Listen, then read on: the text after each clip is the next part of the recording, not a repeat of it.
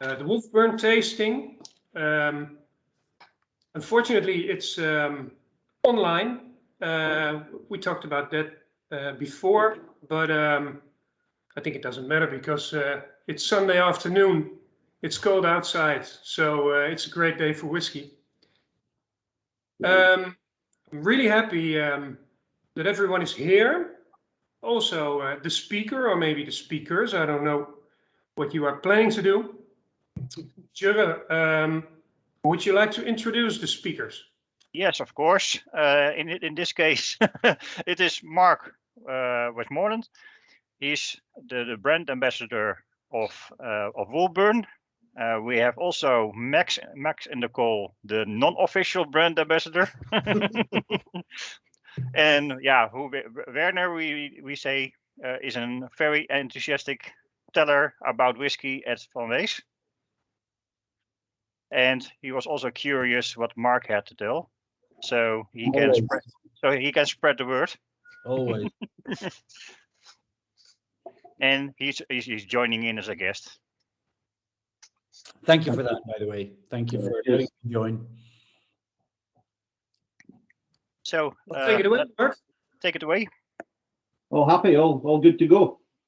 Well, yeah, so hello everybody, and a warm welcome from everybody at Wolfburn Distillery. Today we've got 7 drams in front of us, some lovely drams. Some of the drams that you've focused on today, I've actually ran out, so I've had to put something else in my glass, but I'm quite happy to do that because I've always got other Wolfburn spirit to enjoy, and I'll be able to tell you what the drams are that you're drinking from memory as well, which is great. So yeah, as Jer said, my name's Mark Westmoreland. I'm the global brand ambassador of Wolfburn.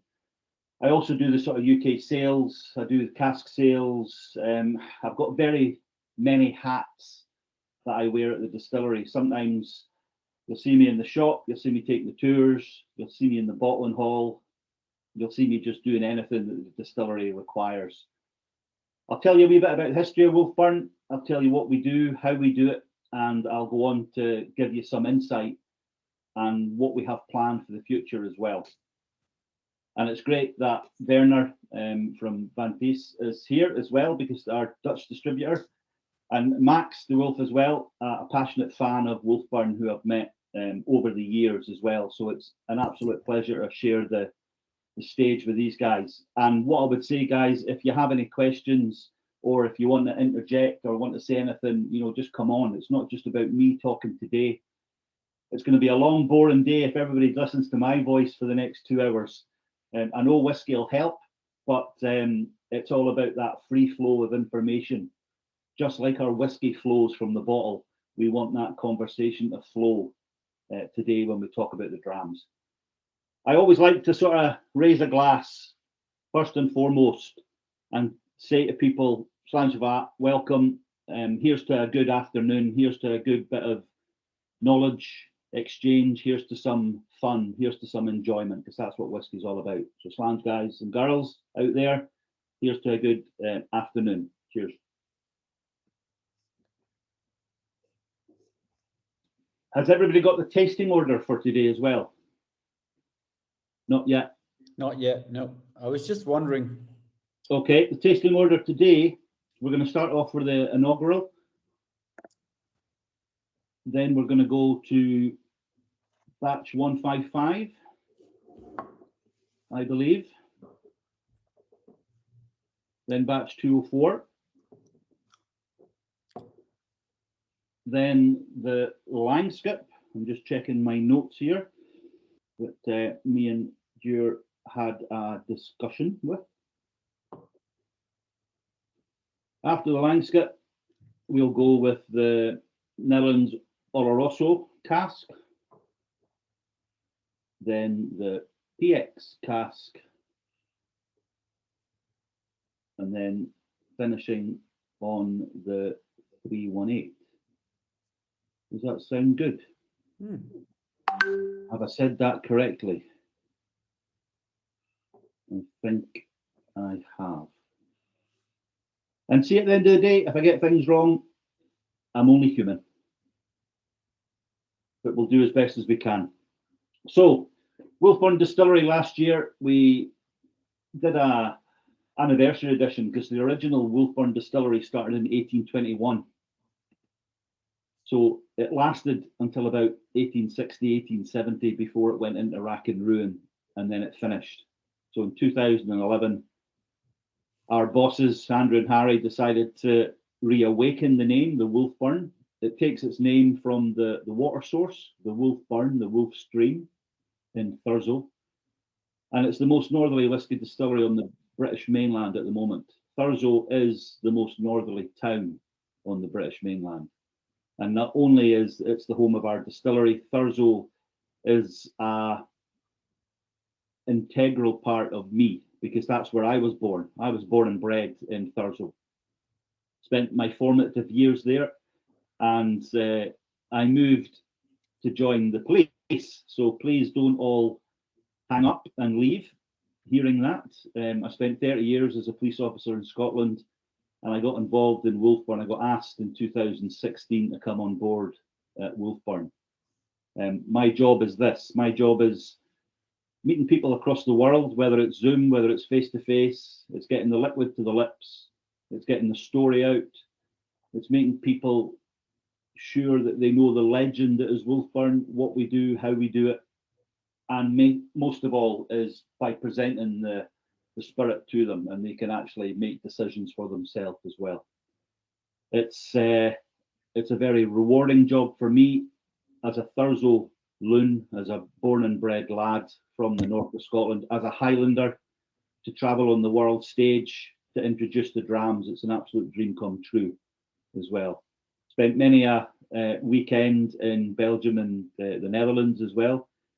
Some really passionate fans there, and it's great to see some here today as well. So let's maybe just start with our first dram. We've got the inaugural, and I take it when you said the inaugural, it's come from one of the oak casks. It's come of one of the oak boxes. It's part of the limited 875 bottles that were produced. Is that right? Or is it the handcrafted? I think it's just the first release. The first release, okay. The first Wolfburn. It's not the inaugural. Okay, get you. It's our first release. Okay, it's very similar, which is really good.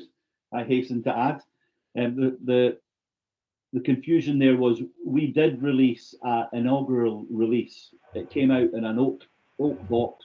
It was limited to 875 bottles. And my bottle is 639. I don't know if that's me or somebody's cleaning from the background. But yeah, our first release came out in 2016. Now, you've listened to Andrew and Harry sort of looking at rebuilding the distillery in 2011. We applied for planning permission. It got approved in 2012. The whole distillery was built by Forsyths of Rothes, the famous still makers. And not only did they make our wash still and our spirit still, you have Max sitting there, and in the back of him, you see that lovely spirit still in the back. And not only did they make our stills, they built our entire distillery from scratch. So again, everything that's in the distillery has been made by Forsyths. And it was a great opportunity for us to work with them and for them to put their stamp on building an entire distillery, because it means that they used us as the blueprint. They could go anywhere in the world to say, yes, if you want a distillery, we can actually build you one from scratch, because that's what they did at Wolfburn. And they built it basically within 4 months, which is unheard of, because it was a flat piece of land. It ran next to the Wolfburn, where the water source was, where the original distillery was, about 300 yards down from where the original was. And we were keen to take the original water source as well, that natural spring that rises in the moors and flows at the back of the Wolfburn distillery as well. So in January 2013, on the 25th of January, a piece of marketing genius, Burns Night, that's when we filled our first casks. So next week, we'll be celebrating our 9th birthday on Burns Night. So it's a double celebration for us. Not only is it Burns Night in Scotland, where everybody get together, haggis, tartan. You have songs, you have whiskey, you have merriment, a bit of nonsense. It's also our birthday. So I did some tastings a few years ago in Edinburgh on the run up to Burns Night, and I, tongue in cheek, decided to rebrand it Wolfburns Night, but the patriots weren't very happy. It was a joke, but the great thing is on Burns Night, not only is it a huge celebration across the world for Scottish people, it's a huge celebration for us because we'll be 9 years old. And that means next year we'll be celebrating 10 years in production, which will just add a Wolfburn 10, an age statement whiskey to the portfolio. And then things, you know, if they're great at the moment, and we're doing phenomenal work at the moment, the Wolfburn 10 will open extra doors for us across the world. So it's a very, very exciting time this year on the run up to Wolfburn 10 next year. So yeah, watch this space for some of the releases that we were able to put out over the next couple of years as well. Our first release came out in 2016. So just over 3 years in production. And a lot of people were saying, did you not do gin? Did you not do vodka? Did you not do rum? For us, as a young distillery and as a fiercely independent distillery, I always like to get that in, and that's not a political statement. We're not part of any big consortium. You know, we're an independent distillery. We're not a whiskey factory. No disrespect to Diageo and Moët and Hennessy or Thai Beverage or any of the big hitters out there. There are 14 people in the whole company, and that includes our owners, our director, 5 people that work at the distillery on the stills, the 2 admin staff, Jen and Gemma, and our tour manager, Charlie, who was basically Wolfburn's first global brand ambassador because he helped get the name out at the early days in 2016 when the spirit was released. So we never did gin, vodka, or rum. So for 3 years, we had no revenue coming in. That is a huge risk, I suppose, but it was part of the business plan. We wanted Wolfburn to be synonymous with a quality single malt Scotch, which it is. We didn't want anything to have any, we didn't want Wolfburn to be associated with gin or vodka. When somebody says Wolfburn, they think of Scotch. So when you say think whiskey, think Wolfburn. You know, it's a little sort of nugget to put in the back of your mind. Our first release, the handcrafted, the Northland, as we later renamed it as well, was created by a non-peated spirit. It's 46%, and it's matured in ex-quarter casks, ex-Isla, so second fill quarter casks. Now, that's where you'll get a little bit of smoke, especially on the nose when you nose a glass. What I'll say again about the sort of tasting procedure today, I can tell you what I can tell you what I get. I can tell you what I nose and what I taste and how it is on my mouthfeel. But whiskey tasting, it's all about an individual experience. It's all about what you get from the glass, how you enjoy it or you dislike it. And this isn't an opportunity for me to say you're going to like everything in front of you, but I'm completely biased. So I hope you will, because I do. But everybody has their own taste and flavour. Everybody has their own experience. It depends what mood you're in, depends what company you're with.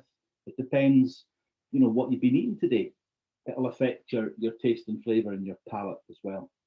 So for me, this 46% non-chill filtered, no added colouring, first Wolfburn that came out of the glass was an absolute stunner. The small quarter casks, people will ask us why we use the small quarter casks, ex-Isla casks. And if you do the deep dive, they're actually ex-Lefroy quarter casks.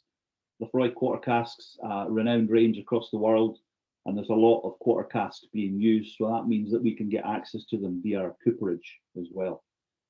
The benefits about using a smaller cask, 120 odd litres in size, it means that our spirit had an opportunity to mature that wee bit faster and that wee bit more intensely as well. The more surface area to wood ratio in the maturation warehouses as well. So that allowed us to release it to just over 3 years old. It came out to great acclaim. It's won gold and double gold medal at international wines and spirits festivals. It's still winning gold medals at festivals as well. Now, for me, it's like when I'm choosing wine, it just gives me, an indication. If there's a gold medal on it, somebody somewhere has decided that that's the best. So it's just a guide for people. But the best thing about what we're trying to do, we're trying to create a phenomenal spirit, and we want to give a phenomenal vehicle to market. And what better than to have a bottle or a carton with a gold medal on it as well. So we're very proud, just like some of our other expressions as well.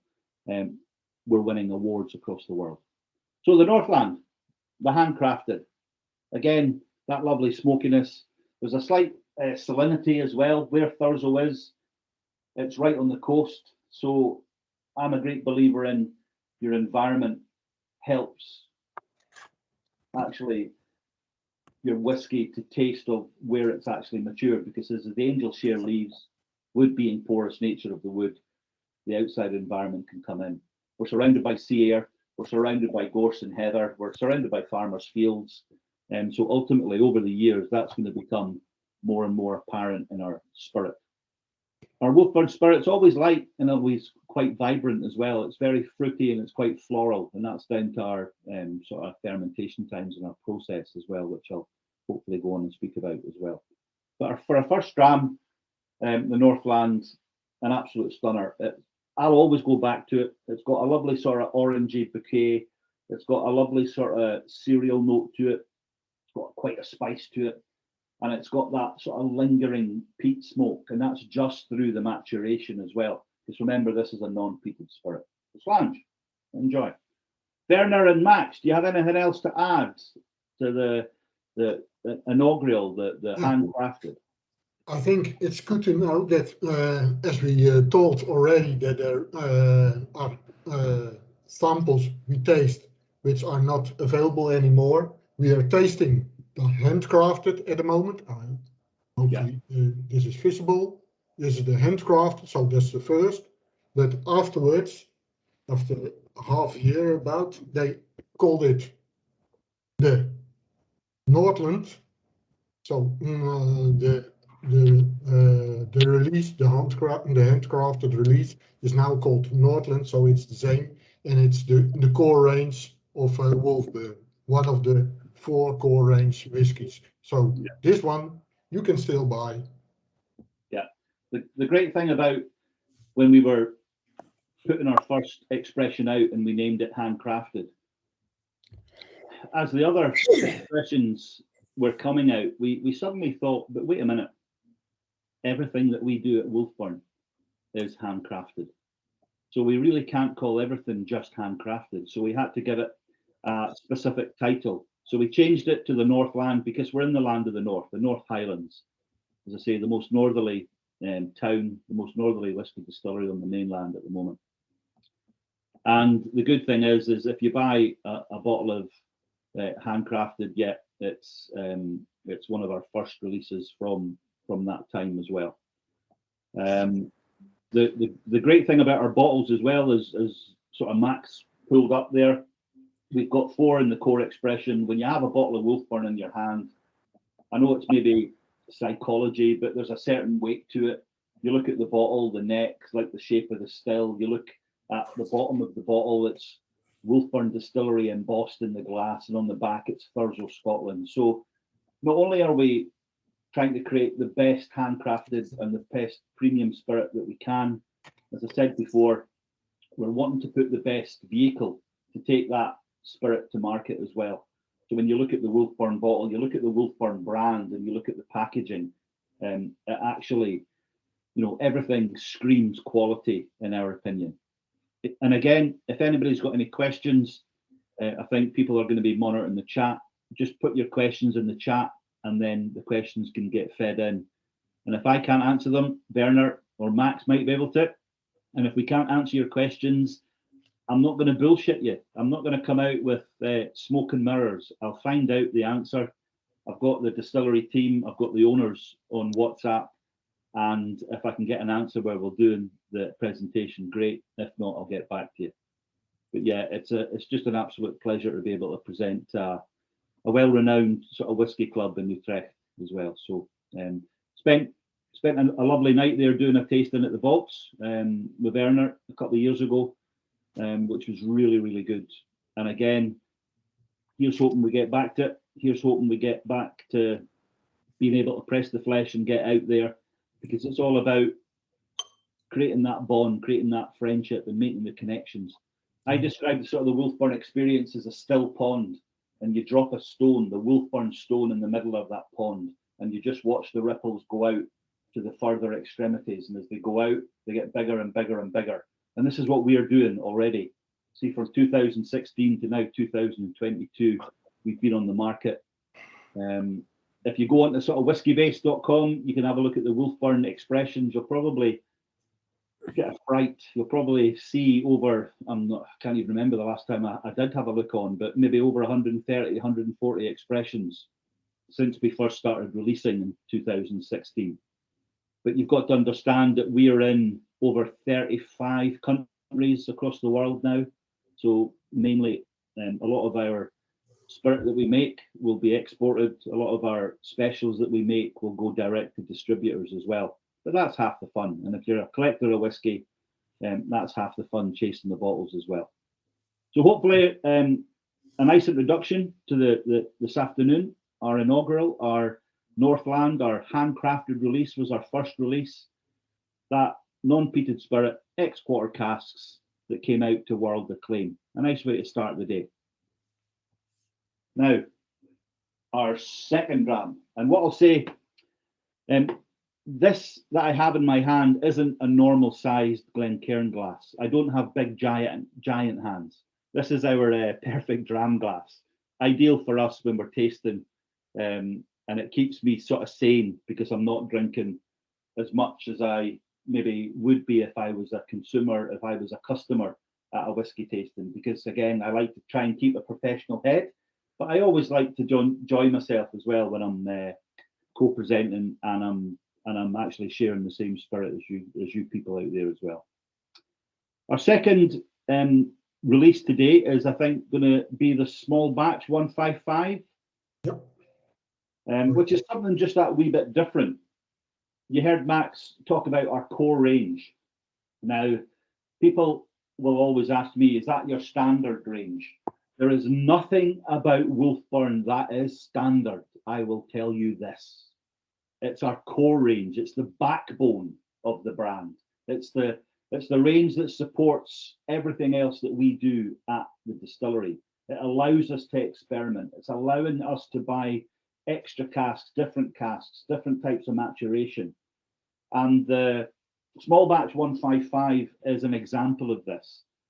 This came out in 2020, at the beginning of 2020. And we are sold out. We don't have any small batch 155s left. Now, over the years, we know how our spirit matures in different types of cask. Our Langskip, which I'll taste later on, is an example of that in our core range. 5 years and 4 years in a bourbon cask. But what we decided to do with the small batch 155 was just to give it that wee bit more extra dimension, that extra depth and resonance of flavour. And how did we do that? We actually got some ex-port casks, and we did 5 years, first of all, in a first fill bourbon cask, and then 6 months in I think it was a Ruby Fonseca port casks, port hoggies, I think they were.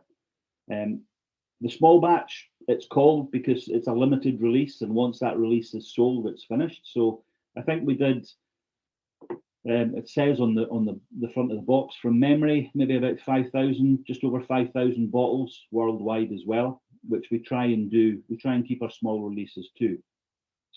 But I'm a great lover of port as well. I can always remember, especially on a Sunday, after our Sunday lunch, me and my dad would sit down with some sort of Stilton and some digestive biscuits and a glass of port.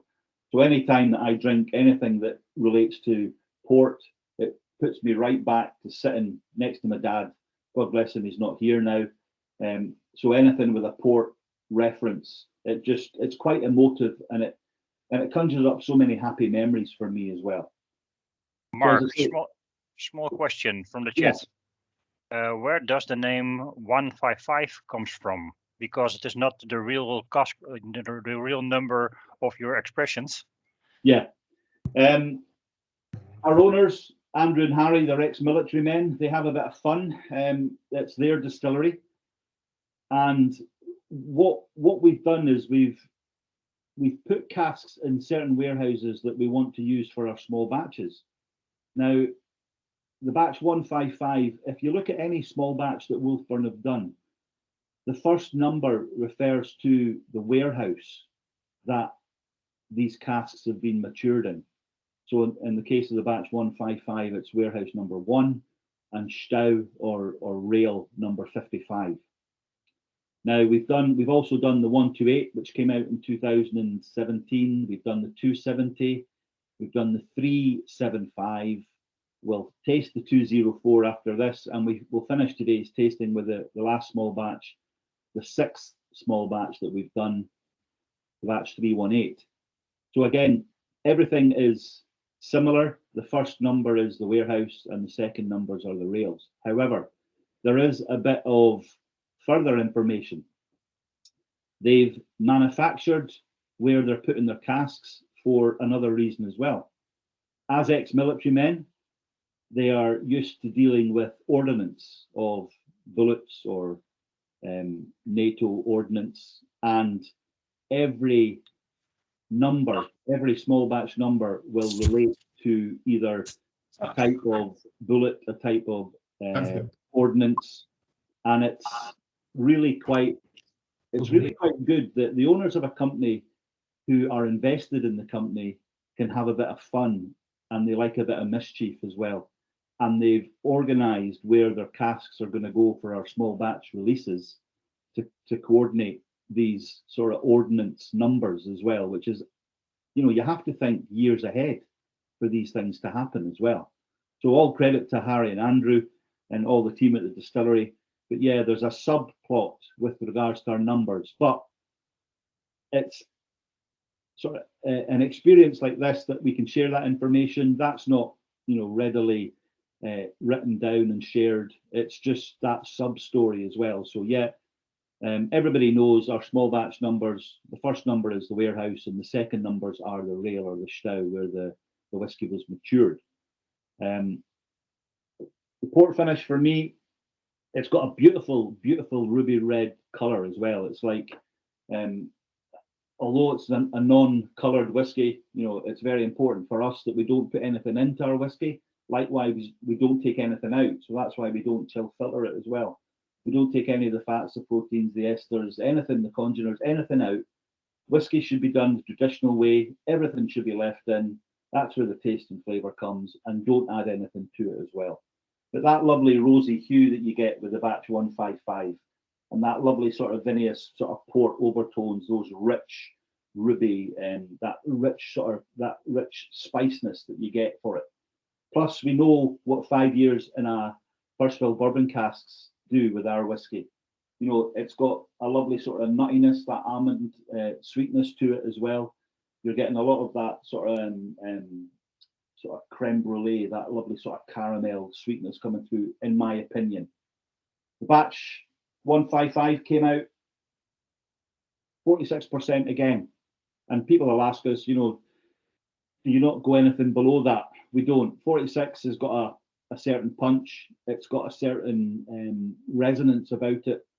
If you're adding water or if you're adding ice, it's not going to go cloudy because of the as I say, not being non-chill filtered. But when you put ice or water and it all goes cloudy, it's all the fats, the proteins, the esters all clumping together. But at 46%, we don't have that problem.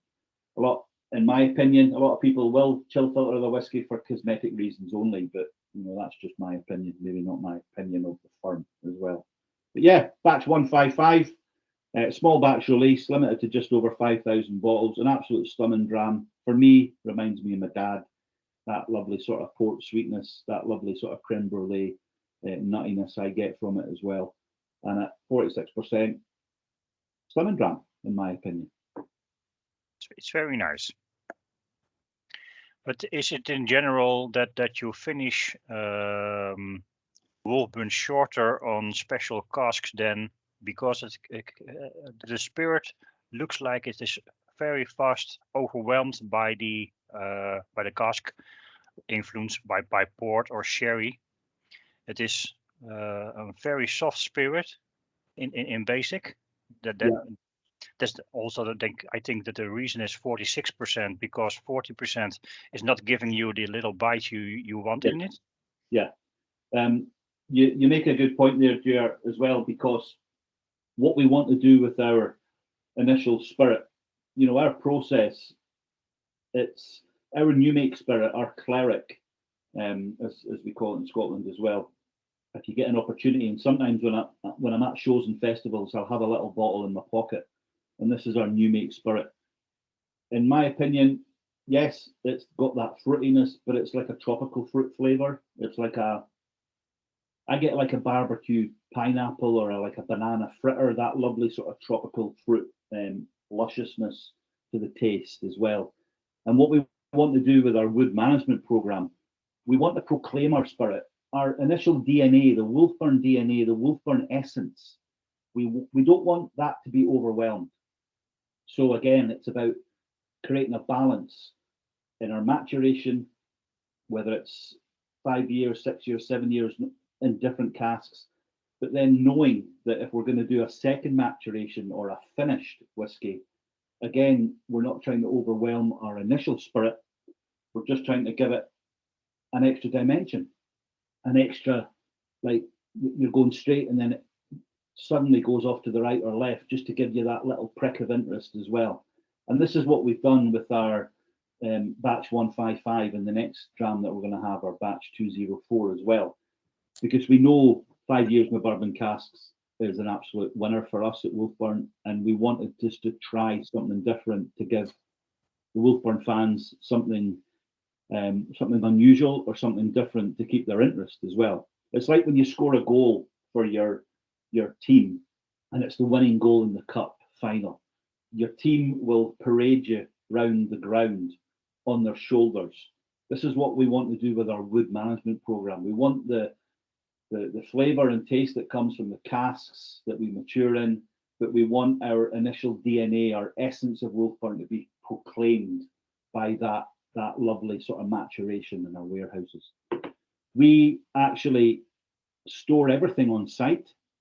We have 4 warehouses at the moment. We've got plans to build another 5th. The founds are down already at the distillery. And it means that we have supreme control over our spirit. It means that we can just walk out of the still house and turn left or turn right and walk up to the warehouses. We can pop the bung and we can sample direct from the casks. Traditional dunnage warehouses, no more than 3 casks high, everything stored bung up as well. And not only do we store everything on site, and remember what I said about our maturation in the north of Scotland, we want it to be unique. So again, the outside environment having an effect on our maturation, but we hand bottle everything on site as well. So it means then that if we feel that a cask is ready for bottling, we don't have to send that cask away to a bottling plant. We just roll it into the tractor, or depending on how confident we are, we might just roll it down into the bottling side of warehouse number 3, and we can vat it, and then we can hand bottle everything ourselves. And why we do that is it means that we have that supreme control over our spirit. Wolfburn is our baby. The spirit is our child, and we want to nurture it. We want to protect it. We want to see it grow, and we don't want anybody else to have any influence over it. So that's why we do everything ourselves. So we're immensely proud about everything that we put to market. You'll never hear about any mistakes that we do. Touch wood, we've never really had any mistakes. But the great thing about Wolfburn is, if it's the best spirit that we can produce, we've done it ourselves.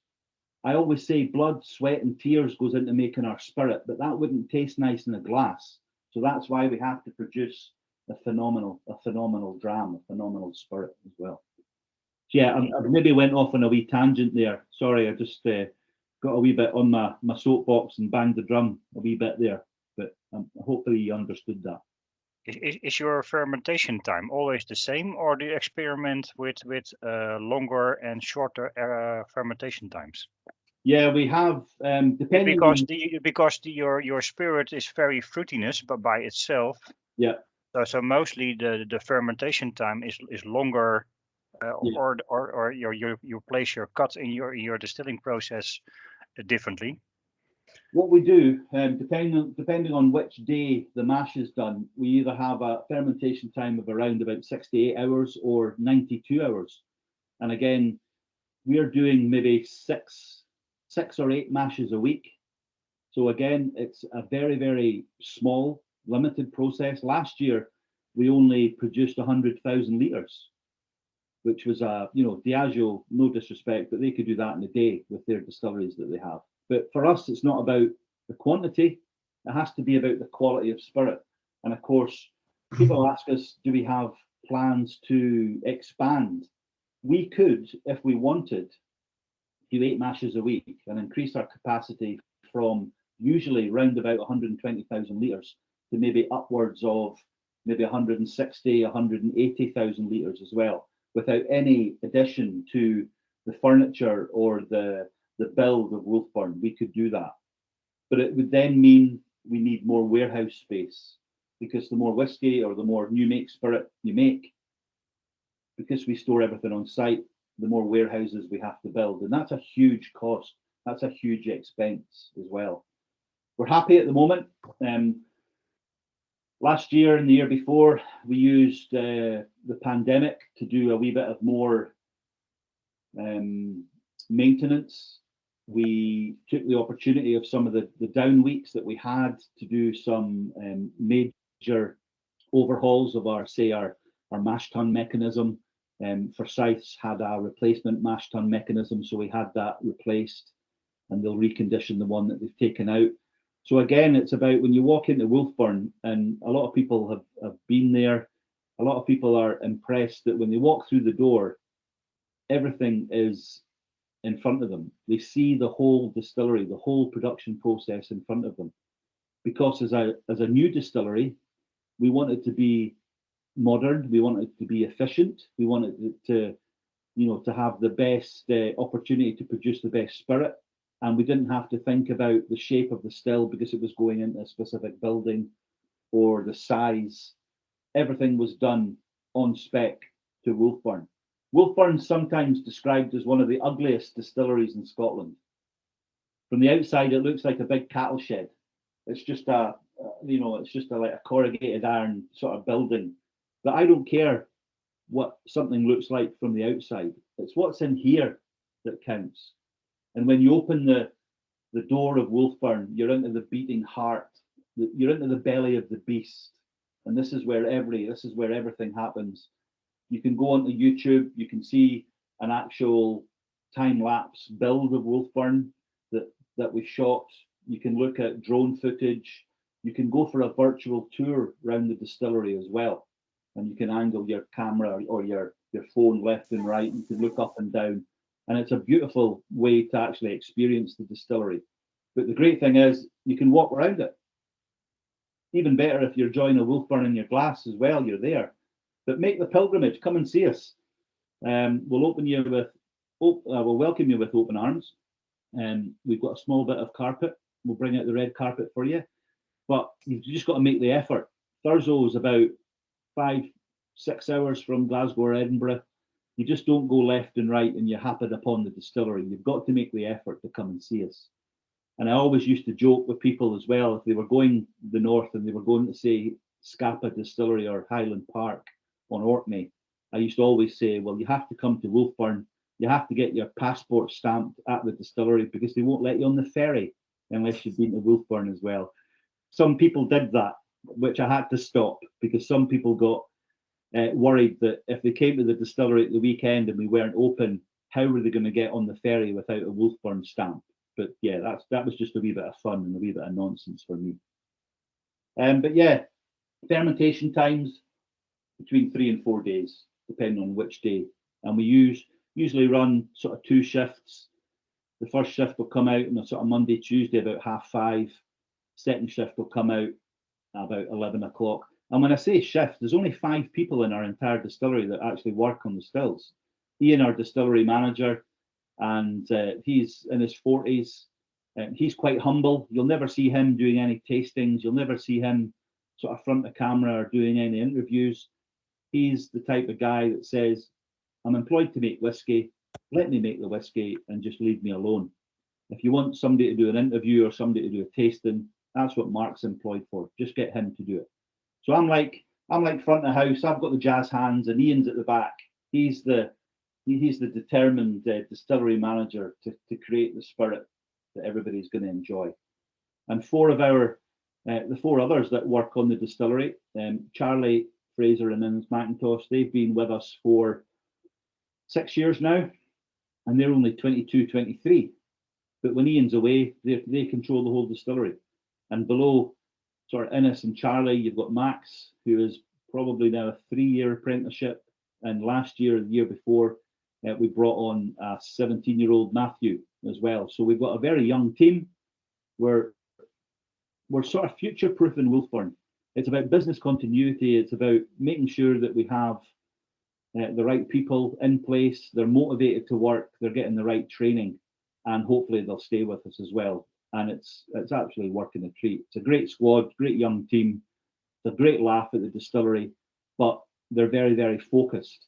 They're very, very focused at the distillery. Don't let that fool you. Just because they're young, they aren't uber professional and super knowledgeable as well. Anyway, back to the drams. Batch number 204 is our 3rd dram that we're having today, which again is another example of our small batch release.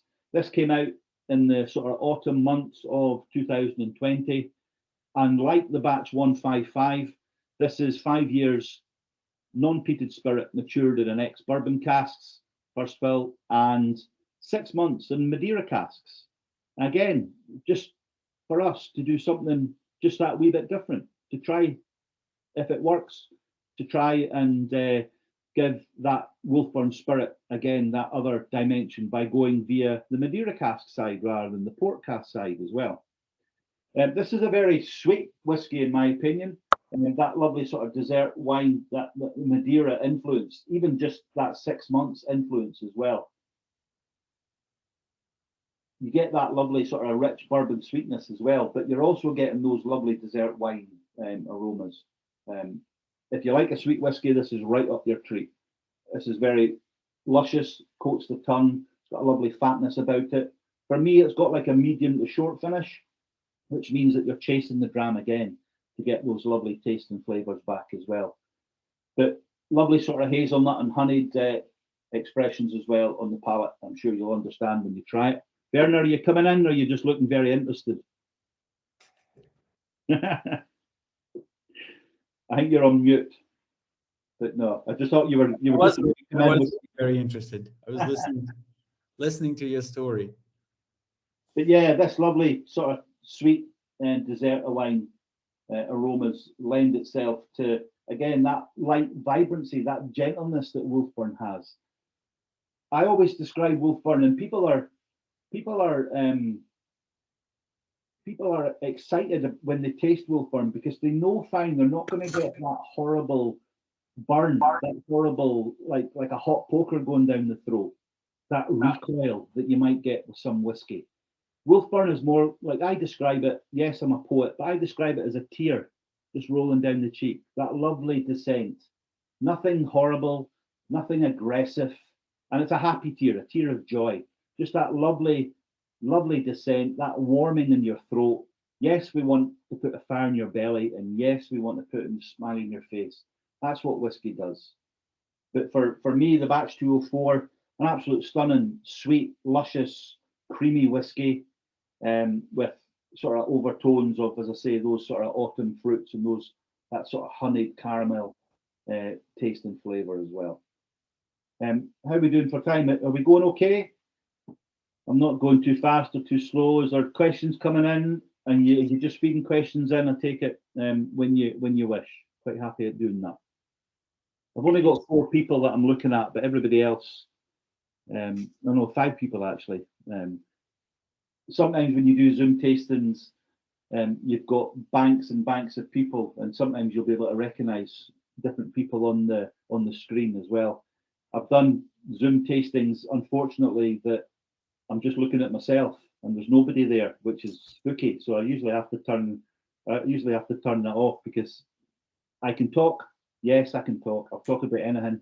I'll talk about Scotland, but when I'm talking to myself, that messes my head a wee bit. I'm trying to search the originated profile in this. In the previous ones, it was very clear what the profile of Wolfburn is.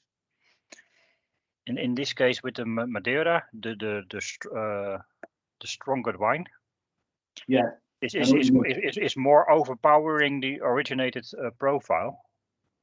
the great thing about different cask maturations as well, you know, as we said earlier on about the DNA, about the essence.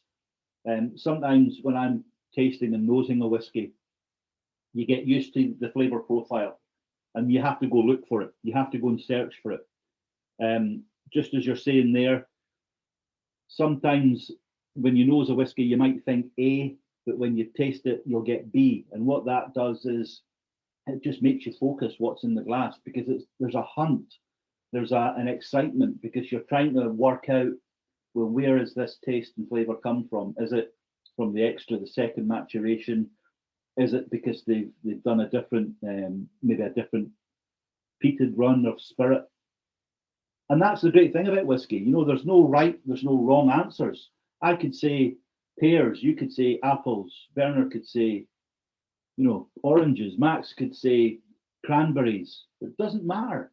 Nobody has the wrong answer. It's your own experience. And this is what events like this are so great for. It's about bringing passionate fans of the spirit together and sharing experiences. This is what the whiskey community is all about. And as I say, it's just an absolute honour to be able to present, and again, for you guys and girls to have those quality spirits that are in front of you. And hopefully by the end of today, you'll have been given enough in front of you to make a decision how Wolfburn is, how it's going, and how exciting it is here, and how we can do. Oh, I missed that, Jerry. You held something. Oh, you've muted yourself, or I can't hear you. I don't know. Can everybody still? Oh, hello. Yeah. Can I ask a question as well? Can you explain something about the Kilver series you do? The series with the Norwegian or Scandinavian runes? Yeah. I'm just back from Sweden. I had the honour to go to the Swedish Museum in Stockholm on Friday to visit the original Kilver stone. Now, the Kilver stone was a stone that was found in Sweden in 1903, but it dates back to 400 AD, and it was a burial stone. And when it was found, it was turned over, and the Kilver stone, it's 24 letters of the rune alphabet, the Elder Furak alphabet. And what we've done, Thurso was an ex-Viking settlement, Thor's town. The Vikings sort of used Thurso Bay as a sheltered haven. And unlike, I suppose, no disrespect, but unlike Highland Park, we don't have to build ships around our bottles. We don't have to build fire and ice, sculptures around our bottles. We do it quite subtly. We just refer to the past, our rich heritage and our history. And what we decided when we started the production process, we wanted to create basically a collection that people could come to for Wolfburn. So we decided to use the rune alphabet, the 24 letters in the rune alphabet that were found on the Kilver stone. And we're up to Kilver 8 at the moment. So we release a bottle. The Kilver bottle usually will contain the best sourced casks of that year for release. And we release when we started releasing the Kilver series, there were about sort of 1,400 bottles per release. And I think the last Kilver that we did came out last year, and it was 980 bottles, and it sold out within 50 minutes. So it's very, very popular. Our plan is to have the 24 runes on 24 separate bottles. So the collection will be the Kilver collection, which is really, really good. So yeah, it's just something just that wee bit special, just that something that wee bit more collectible, I suppose. And it's a really good way to sort of show the connection that we have in Thurso with our history, the Viking history that the Scandinavians came over as well. We like that. We like that connection because, you know, the world's a very small place. You know, now you're looking at planes, but back then it was a trading route. You know, the Vikings were traders, they came over. And for us, there's a bit of marketing opportunity there, but we're not doing it to the nth degree. We're not like making it silly like other distilleries might do. We're doing it quite subtly and quite gentle, which people like as well. So yeah, good question about the Kilver series though. And watch this space. Watch this space. The next one comes out March, April this year. They are very popular. I tried to get the 8, and it's incredible how fast it goes. Yeah. Yeah, and again, when we're releasing it, we usually release it direct from the distillery, from selling direct from the website. Some choice distributors get pre-access and manage to order a case or two, but usually it's available direct from the website. So yeah, watch the space. If you want to hear any more about any exciting Wolfburn releases, jump onto the Wolfburn website, sign up to the laydown, as it's called, put in your email address, and you get usually a heads up when things are happening, when things are coming out. Like just now, we've got the Love Potion. I always say that with a bit of tongue in cheek, our Valentine's release that has just been released as well. An absolute cracking dram. But yeah, by all means, the Kilver series is great. Good luck. That is on its way, the Valentine's release. Ah, lovely. So that'll land in the Netherlands then. Yeah, it's on its way. So brilliant. That's good. I was wondering, now we have the third one in our glass, still young whiskies until 5-year-old. I was wondering how everyone is enjoying these brands or not. I see a lot of messages coming through, but not from everyone. So I was wondering what other people are thinking of these whiskies. And beside that, we were talking about the Kilver, and there was also that I should do a reveal during this tasting, because last Thursday I put something on my arm, and well, I can share it to you. Let me see if I can start something up. Okay. And hereby you will be the official Dutch ambassador. Okay. Absolutely brilliant. Look at that.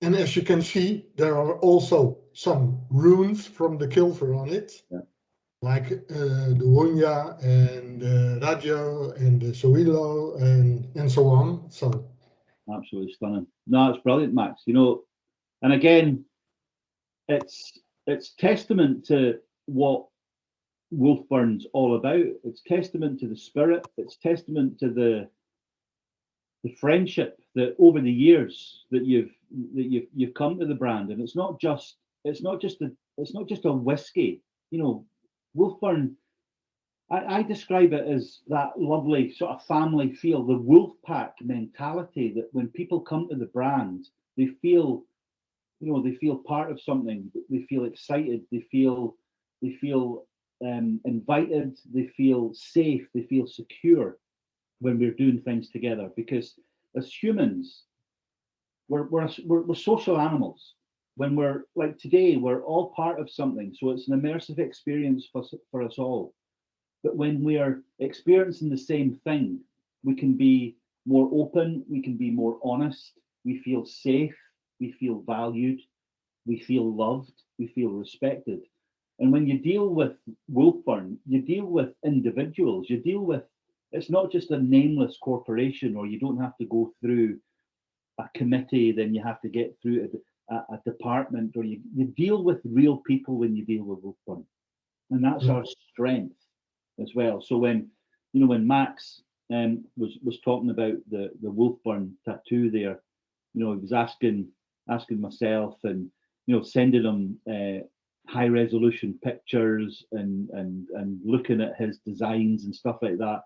You know, it's an absolute honor for us that people want to proudly show their connection to Wolfburn. You know, so hats off to you, Max, for that as well, because that shows your commitment to not only the brand, the whiskey, but just the way that things are happening with us as well. So yeah, I shared that video to the Wolfburn group as well, because we've got a Wolfburn group with everybody in it, all 14 of us. So don't worry.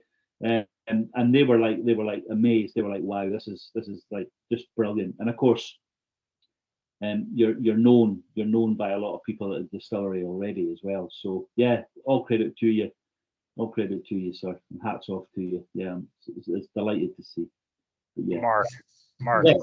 could you tell maybe something about the spirit? What does the spirit taste like when it comes out of the still? Because I have never tasted a cask strength Wolfburn with all the flavors in it, because you dilute it to 46%. Yeah. But how does a This lovely this is an unpeated 63.5%. We usually fill our casks at 63.5%. Now, our sort of new make spirit, as I said earlier on, for me, we do two types of spirit.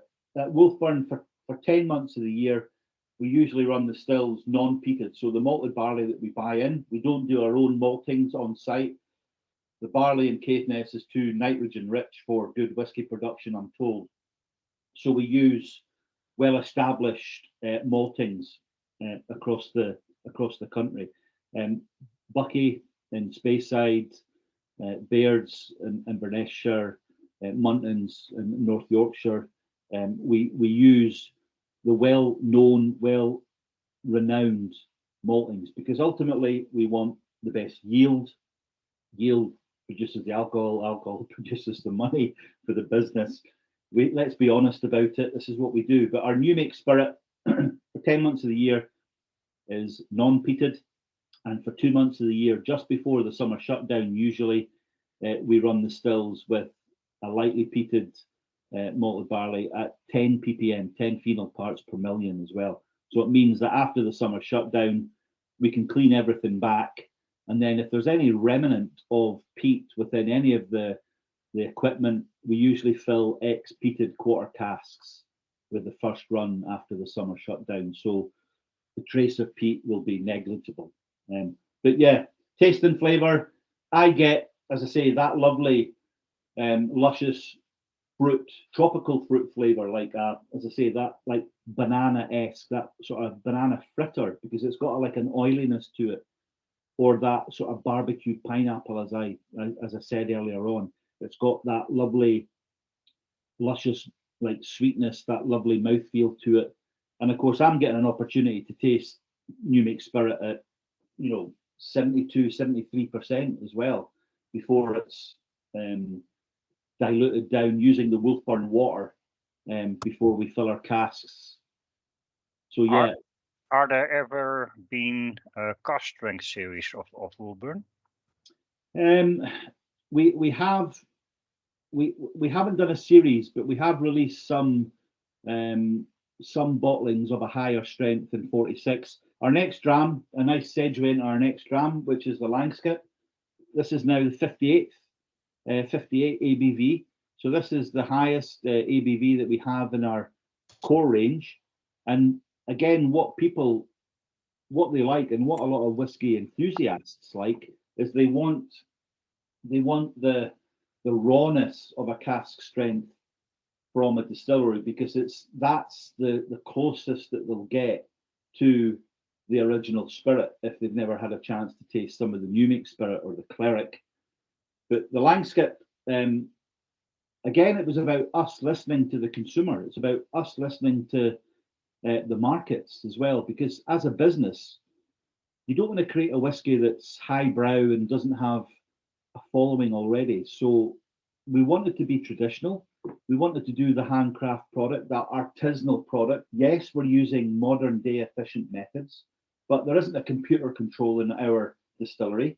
It's hands-on. It's all about sight, sound, touch, smell. It's all about the distiller's experience. This is what we're trying to instill to our distillers. But the 58%, we were asked, give us something near cask strength. Why we did it at 58%, we brought it down. 58 degrees is where Thurso sits on the map, so that's a selling point, the 58th degree. But we wanted it to have that power and that oomph, that punch, without it being too overly aggressive. So the Langskip, this is a non-peated spirit matured in ex-bourbon casks, first fill bourbon casks only. And it's named the Langskip after the Viking longship, the Langskip. And I described the feeling and taste that this gets like a longship smashing through the waves. When the prow of the boat hits the wave splashes up onto the front of the boat powers through the waves, powers through the sea, and in its wake leaves a lovely lingering tail, a nice sort of long expression lingering on the palate and the mouth. And this is what I get from the Langskip every single time that I drink it. I sometimes describe the Langskip as a playful slap in the face. I don't condone violence, but then a lovely warm embrace, that lovely comforting warmthness that you get.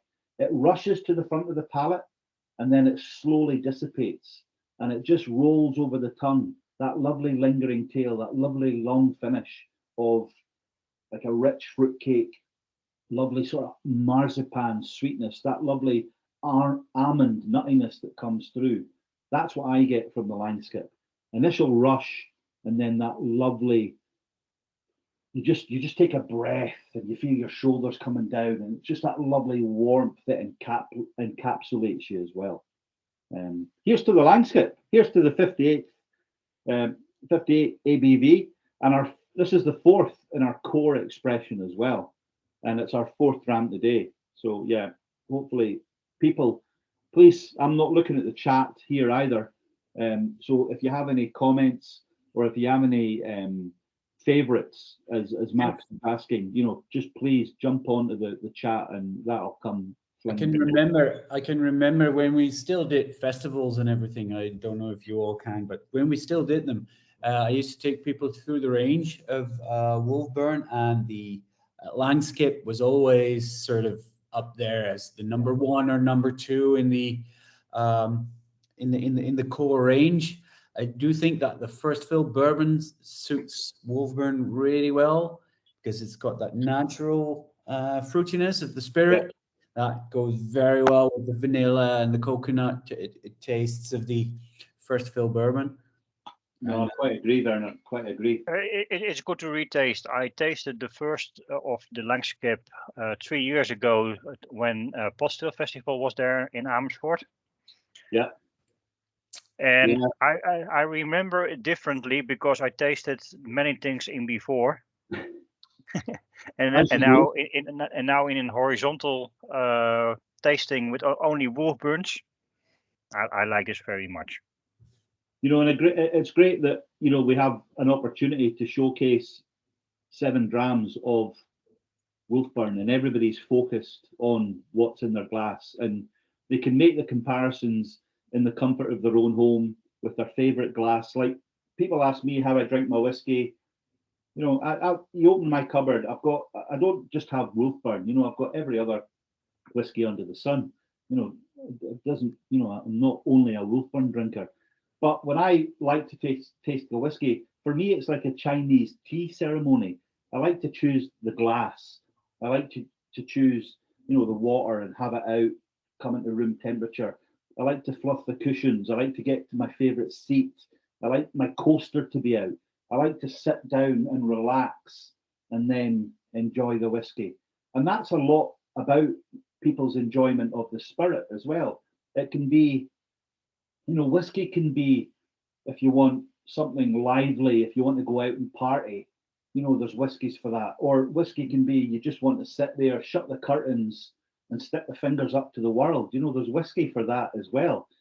And it's about maybe that way that our brains work. You've got to let yourself open up, and you've got to enjoy the spirit. And then, especially for me, sharing a spirit with friends, sharing a new spirit with friends, creating memories, because we all know when we've been out on nights out and we've been drinking a beautiful spirit and we have a great time.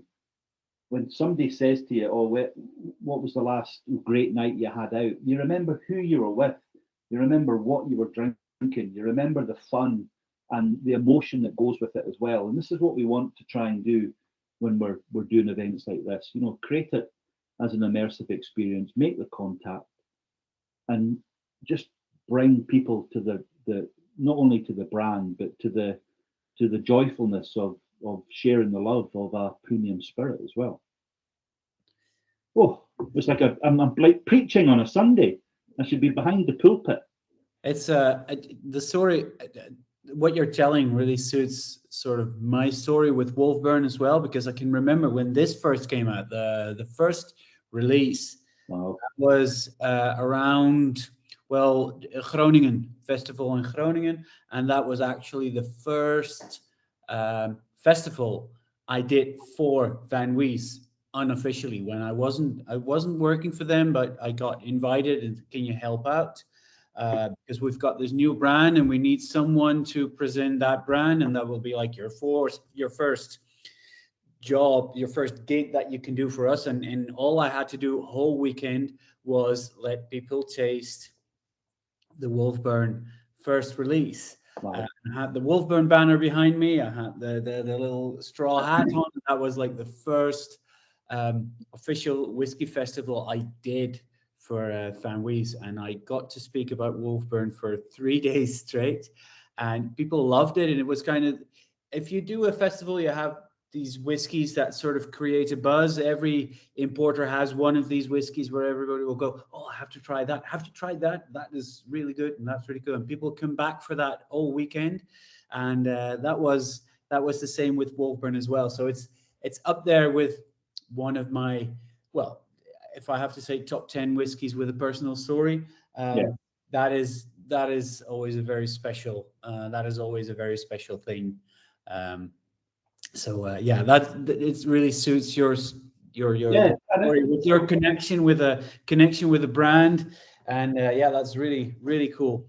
It's in your core, Werner. You know, that's what an experience like that, it instills. You know, we talk about the distillation of spirit, but it instills your commitment to the brand. It instills your knowledge as well, because you've been there at the inception.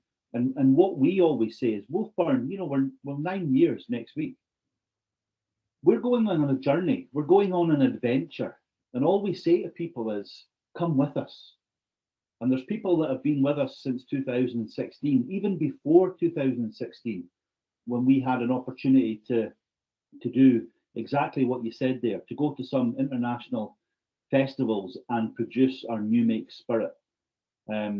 And it's always highly acclaimed that our new make spirit is one of the best. Now, again, I'm completely biased. I am completely biased, but I get an opportunity to taste new make spirit from a lot of the distilleries. And in my opinion, some distilleries, no disrespect, but they're just about producing alcohol, and it's about the maturation, giving it taste and flavour. Wolfburn, it's about creating a unique spirit with taste and flavour already, and the maturation, the wood management program just adds to it as well. But yeah, no, that's kind words indeed, Werner. we're under your skin. This is what we like. And we're on Max's skin. So we're under your skin and we're on Max's skin. That's a win. If anything, today we're celebrating Wolfburn fans, Wolfburn Wolfpack members. So it is really, really good. So the next one that we have is something just that wee bit special. The next two that we have releases for the Netherlands only. Yep. Now, again, people ask us, why do you do specific releases for specific areas? Us at Wolfburn, we want to reward the relationship. We want to reward the good work that people are doing in their areas. Not just about giving them free t-shirts and hats and 10% off an order. We want to give the distributor a bottling for their own area. Now, last year, you were very lucky in the Netherlands to get two casks. Sherry casks, again, we listen to your experience. We listen to what you know will sell, obviously, because there's a business interest in it. It's all about making money. However, it's all about showcasing a spirit that people can be excited about and people want.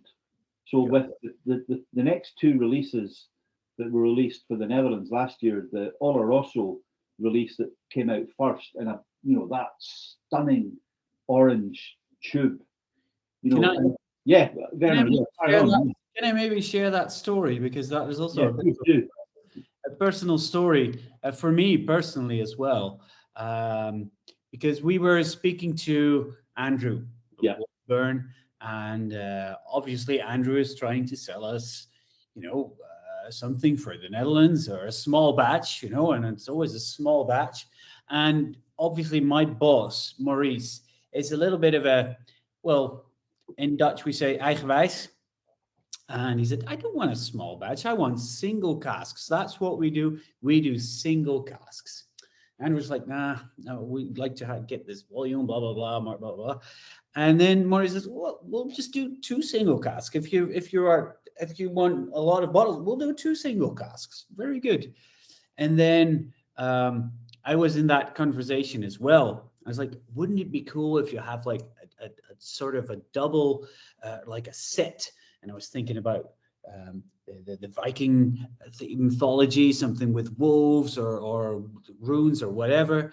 And then I was like, what if we do the 2 stills? And Andrew was completely on board the moment he heard about it. Well, yeah, that is a really cool thing. And he became very enthusiastic about the design and everything. And he came up with this beautiful design of the orange bottle and the black bottle.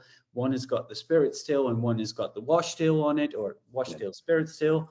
And he was super enthusiastic, completely on board. And it's like, oh, this is super sexy. And he was very, very happy to do so. And we are very happy with the results as well. And again, for me, a personal connection, because like I was in that little talk there. So that is really cool. And it turned out really well.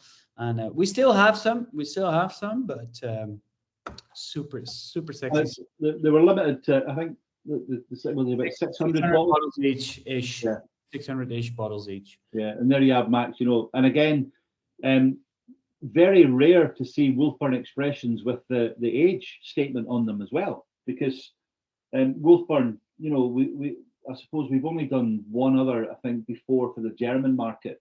We did one for our Vibrant Stills, our partners in Germany, with 7 years old. But again, for the Dutch market, for the Netherlands as well, to have 2 come out really sort of quickly, it created such a buzz. It created such a want, because as soon as the orange tube came out, and people were like, oh wow, oh, we need to get this, and then the black bottle, the black tube came out, and it was just like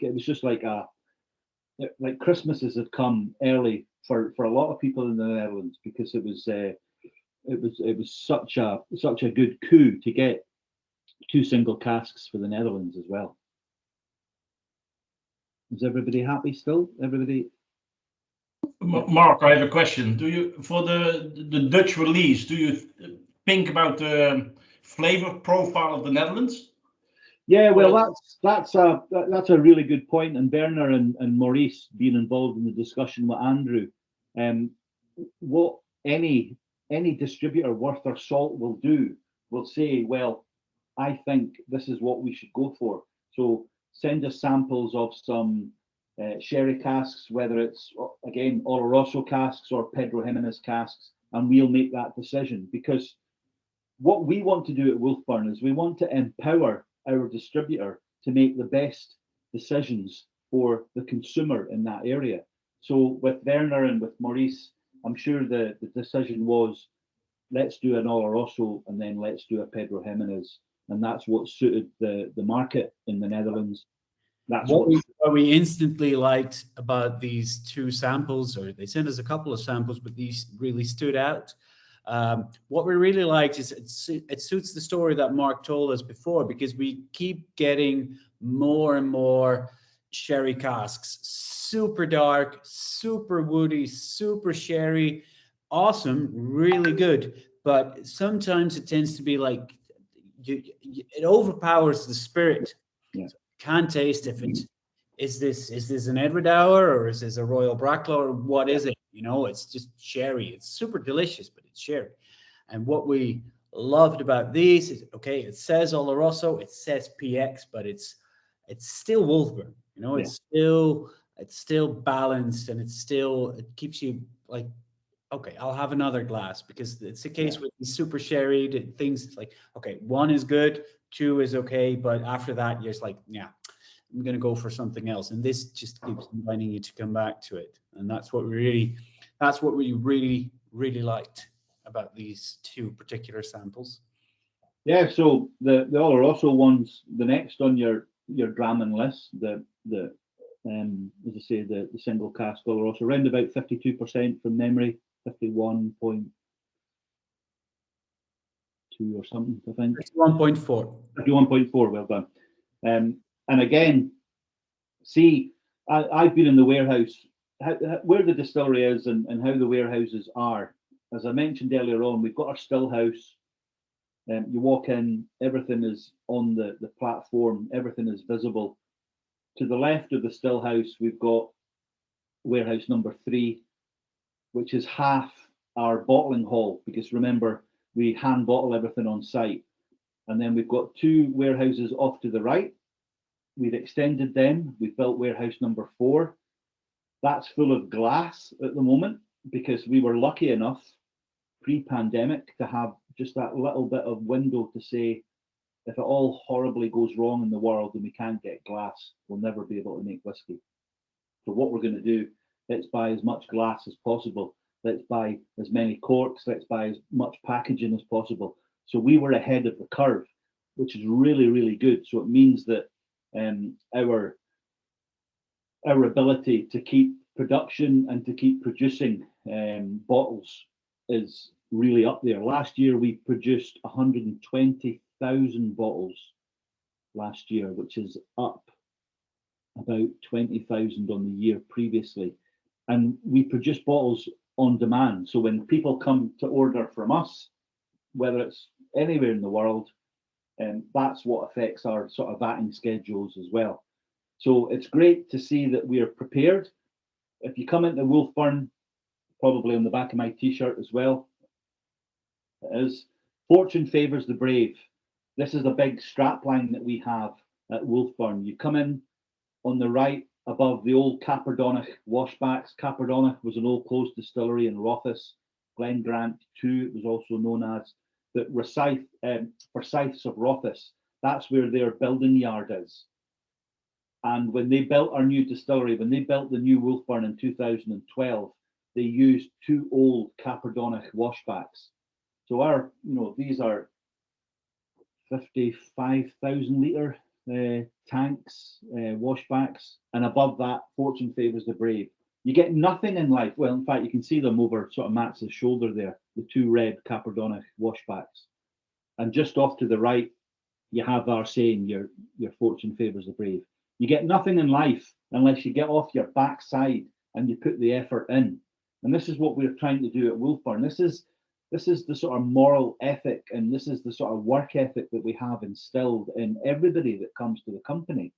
You put the effort in, you'll get rewarded. If you don't put the effort in, if you're going to just sit on your fat arse, you'll get nothing in life. You've got to actually get your finger out, and you've got to put the effort in. And this is, we're open and we're honest, and yeah, keep it professional. Don't swear, don't do that. But fuck it, get your head round how we do business. Get your head round the fact that we're all pulling together. Fortune favors the brave. That is it's like a mantra. That's what we work with. You've got to put the effort in to get the results. Sorry, I went off in a wee, again, tangent. Your Oloroso expression is absolutely stunning. The single cask Oloroso cask at 51.4%, as you say, that lovely sort of dry, spicy sweetness, that lovely. For me, I get like a peppery spiciness on the palate.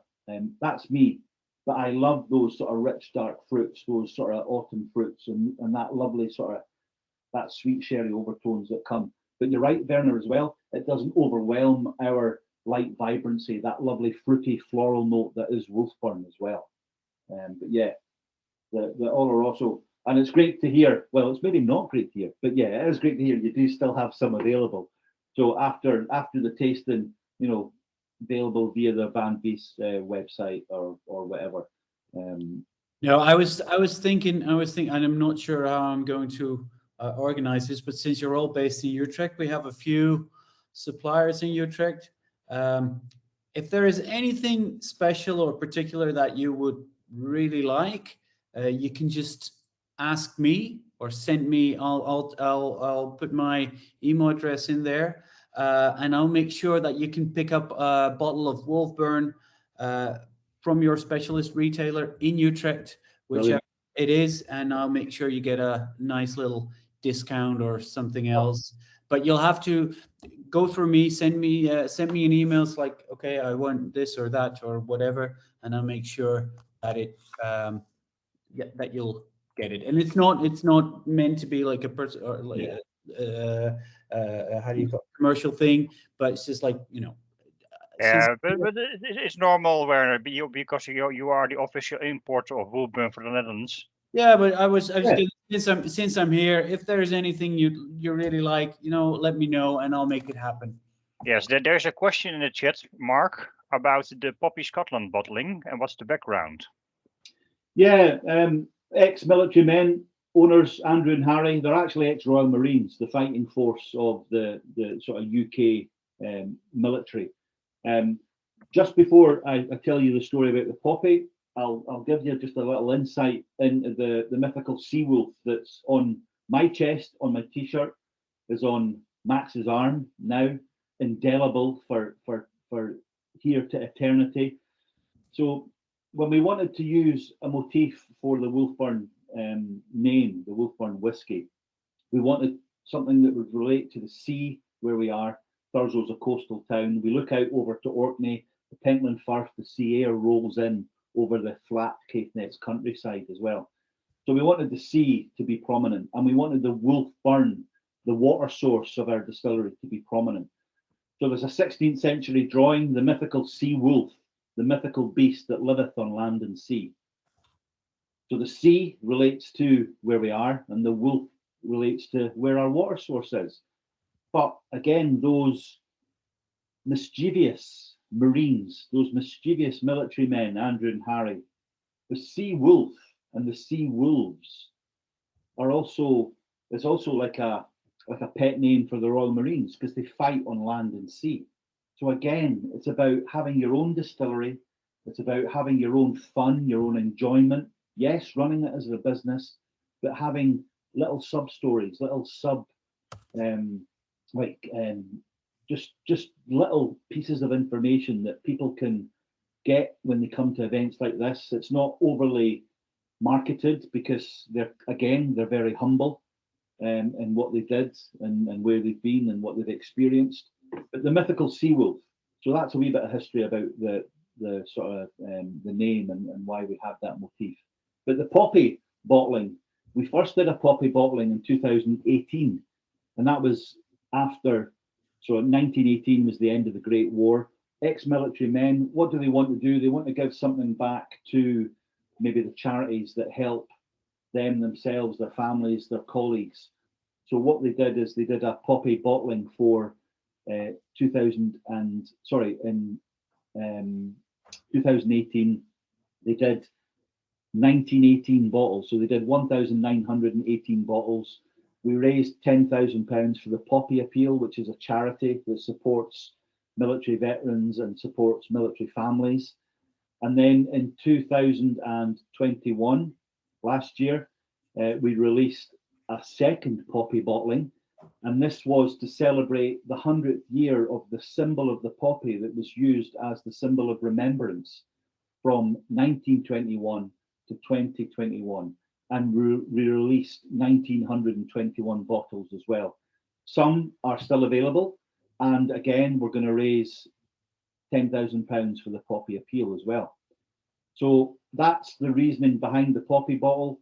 Again, when we did the branding for the poppy bottles, and I've got to say that every part of the Wolfburn branding that you see is done in-house. Paul Collins, our brand manager, he's basically Andrew's, one of our owners' brother-in-laws, and everything that we do at Wolfburn is done via Paul. So it means, remember what I said earlier on, we have supreme control over everything that we do. Everything's designed by us. Yes, we have to put it away for manufacturers, but everything is done by us. Everything from conception to how it sees on a bottle or on a carton. And when we did the poppy bottlings, it's very respectful. It's quite somber, but again, it's a celebration of life. It's a celebration of people that have given their lives for conflict across the world as well. And like I've got friends that are in the military, and they'll go out and they'll do the remembrance parade, and they'll come back and they'll open their poppy bottling of Wolfburn, and they'll take a dram to the fallen, and then the cork goes back on, and that bottle gets put away to the next again year. And that's what they do year on year, and they have been doing that since 2018. They want the Wolfburn poppy bottling to be their symbol of remembrance when they come back from the parade as well. So yeah, that's the sort of history about the poppy bottling. Still available. Hopefully, I've not even actually checked the website for us, and still available probably for distributors to bring. I'm not sure actually. Just let me just check that. Max, do you have any insight onto that? Or I know you guys are quite good at getting what you need to get. I think you usually try and get 17 kilvers every year. Why not 18? Why not make it just 3 full cases? Come on, get your finger out, do it.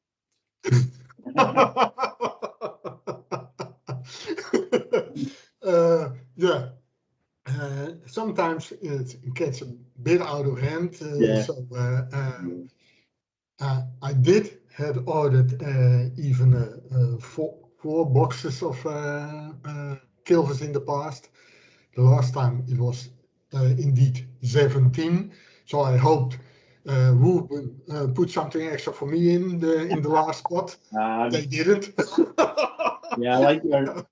Yeah, you leave a space for us to put some freebies in. I like your style. I like that. But yeah, the poppy bottle is still available. And we did the poppy bottle in relation, in conjunction with Carnegie Whisky Cellars of Dornoch as well, Michael Hanratty at Carnegie Whisky Cellars as well. So they have stock, and they're a great supporter of Wolfburn. They've got they've got the entire range that we do. And so even if we are sold out of the distillery, Carnegie Whisky Cellars in Dornoch at on the east coast of Scotland, there usually will have some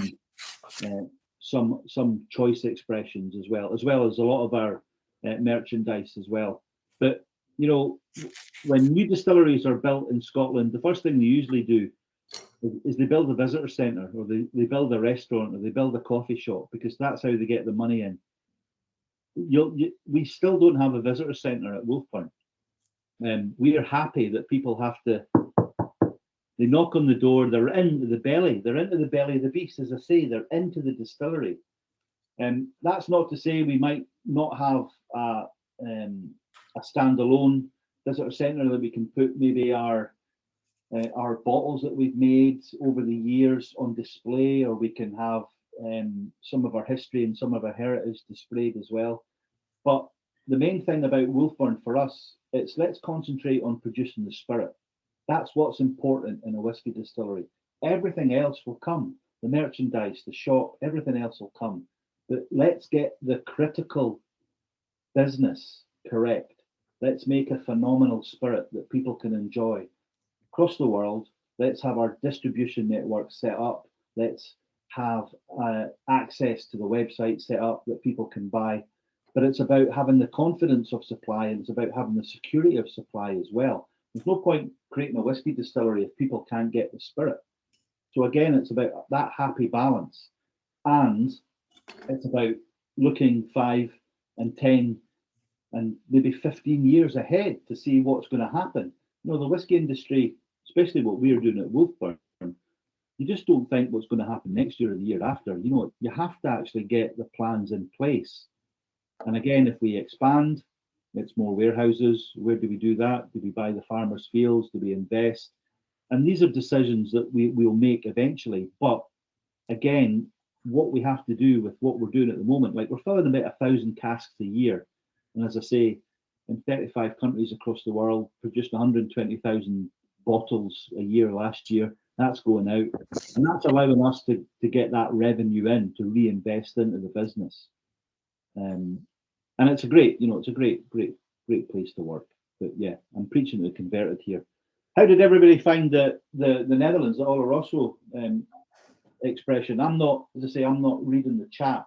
I try not to do a lot of things when I'm presenting, because I can just like reading a book and I can just go quiet. But the Oloroso expression for the Netherlands, an absolute belter. 7 years, age statement whiskey for the Netherlands. A superb sort of thank you for the team at Van Wies and everybody that's doing everything for Wolfburn, because it's a relationship that we've grown over the years, and we feel part of the family, which is brilliant. But the next expression is going to be the Pedro Jimenez Netherlands expression as well. So again, this has got the spirit still on the back, the one at the back of Max. This is the Pedro Jimenez expression, single cask. And for me, I like the dry, spicy Oloroso influence. For me, a Pedro Jimenez cask will give you sort of luscious, sweet overtones, those lovely sort of figs and apricots, and that lovely sort of sticky fruit sweetness. I get that sort of that lovely sort of hazelnut sweetness, that nuttiness that I get as well. But that's my own palate and my own experience of sherry casks and tastings. People ask us what other casks we have in the warehouse. We've got some big port pipes. We've got some rum casks.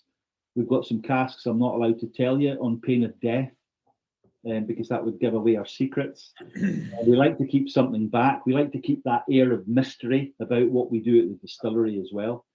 But it's great when people come to the distillery and they get an opportunity to go into Warehouse 1 as part of the tour, and those doors open, and that aroma, like any other whiskey distillery across the world, getting into the warehouse, soaking up that rich aroma of sleeping casks, just breathing, just having that lovely sort of musty sweetness, that lovely sort of whiskey aroma in the air. It's iconic. It's really iconic. And people always say, can you not bottle that? Can you not have that as an aftershave or as a perfume? That would be great.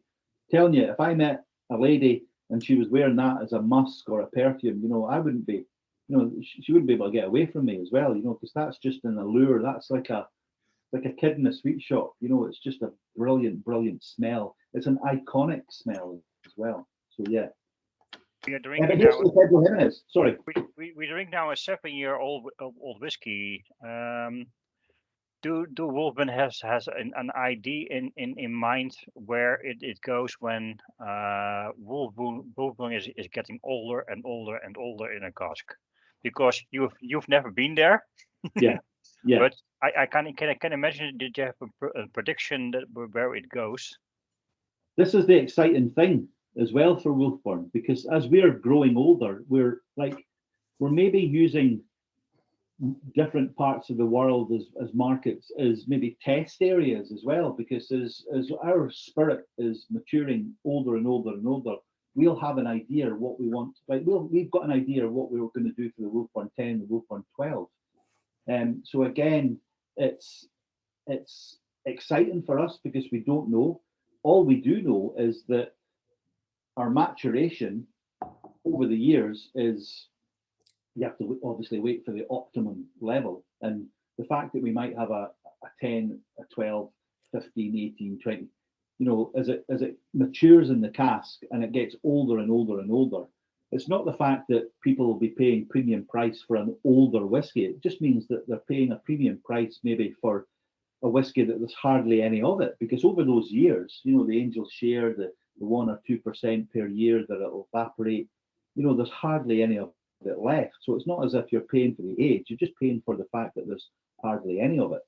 But speaking about price as well, when Wolfburn came on the market, and this is a very, very important part for us marketing wise, yes, we're a young distillery, yes, we're producing a phenomenal spirit, but we want to bring people to the brand. We want to bring people to the wolf pack, and we're not going to rip. We're not going to take their money off them, and say just because we're producing maybe only 120,000 litres a year, we're going to put a massive price on it.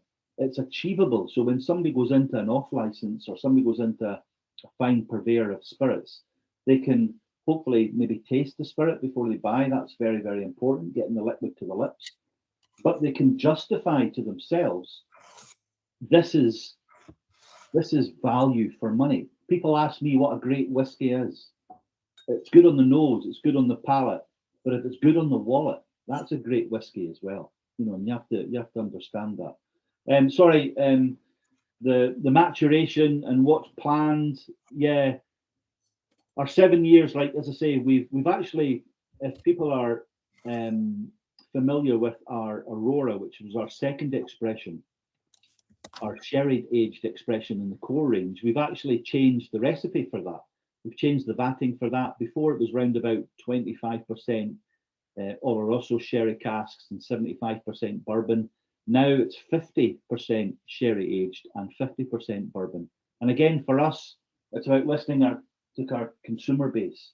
It's our sherry aged whiskey, but it's allowed, as we're longer in maturation and as we're getting older, it's allowing our sherry butts to be more accessible. Hence the reason why the Netherlands got the Oloroso and the Pedro Jimenez, because before 7 years, before last year, they weren't ready, in our opinion. And again, it's like any young distillery, when you're putting out new spirit, you always want to increase the buzz. You want to increase the furore about a new release, and you never want to release something that's going to damage your brand. You always want to sort of try and take the next step and try and elevate it. And this is what we're trying to do with every release that we have at the distillery.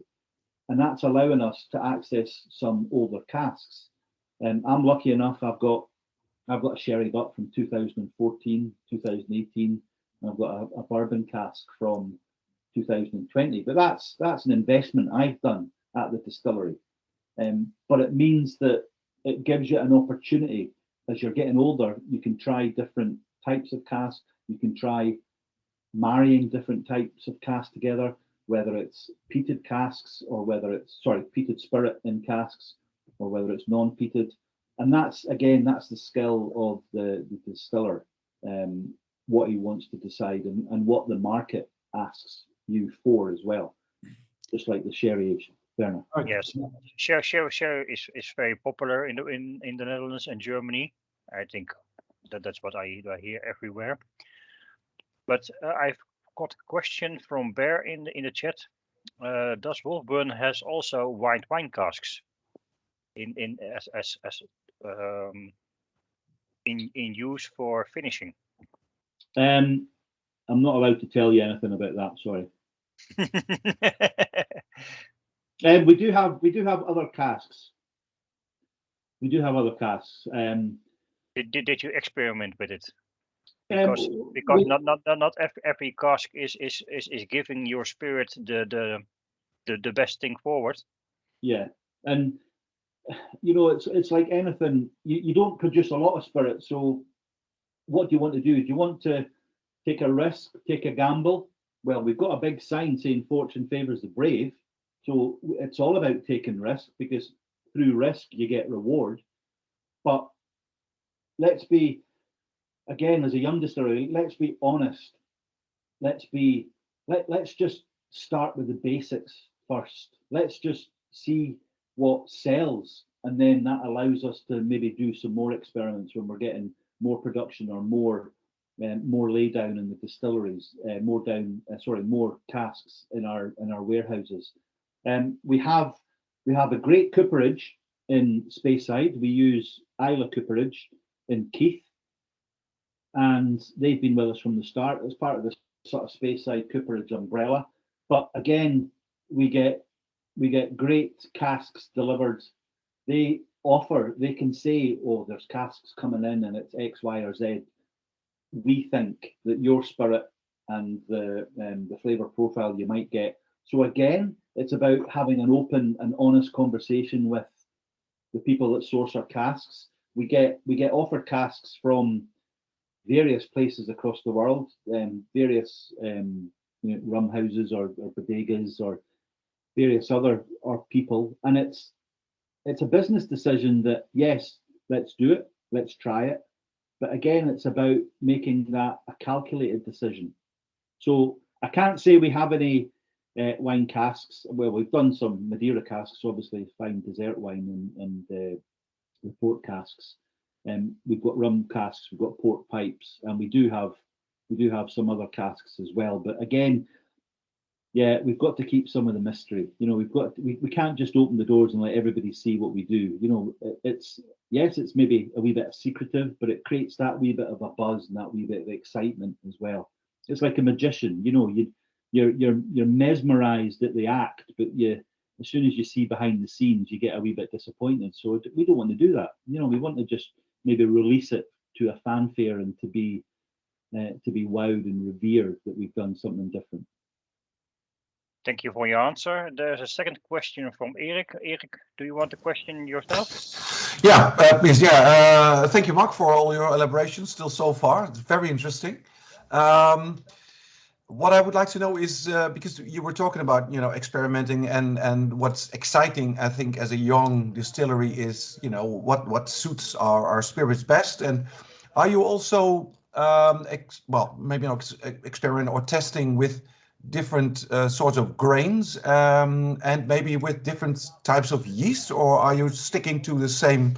Because you mentioned your supplier of the maltings first. Are you sticking to just one? Because we see that we see some other young distilleries experimenting on that field. Try to see if that influences their the spirit. And how's that with Wolfburn? Yeah, great question. What we like to do is, we want that consistency, because making whiskey it's all about repetition. It's all about using that consistency. For us, it's about getting your flavor profile correct and having that consistent process, and then slightly changing the maturation and slightly giving it different tastes and flavors.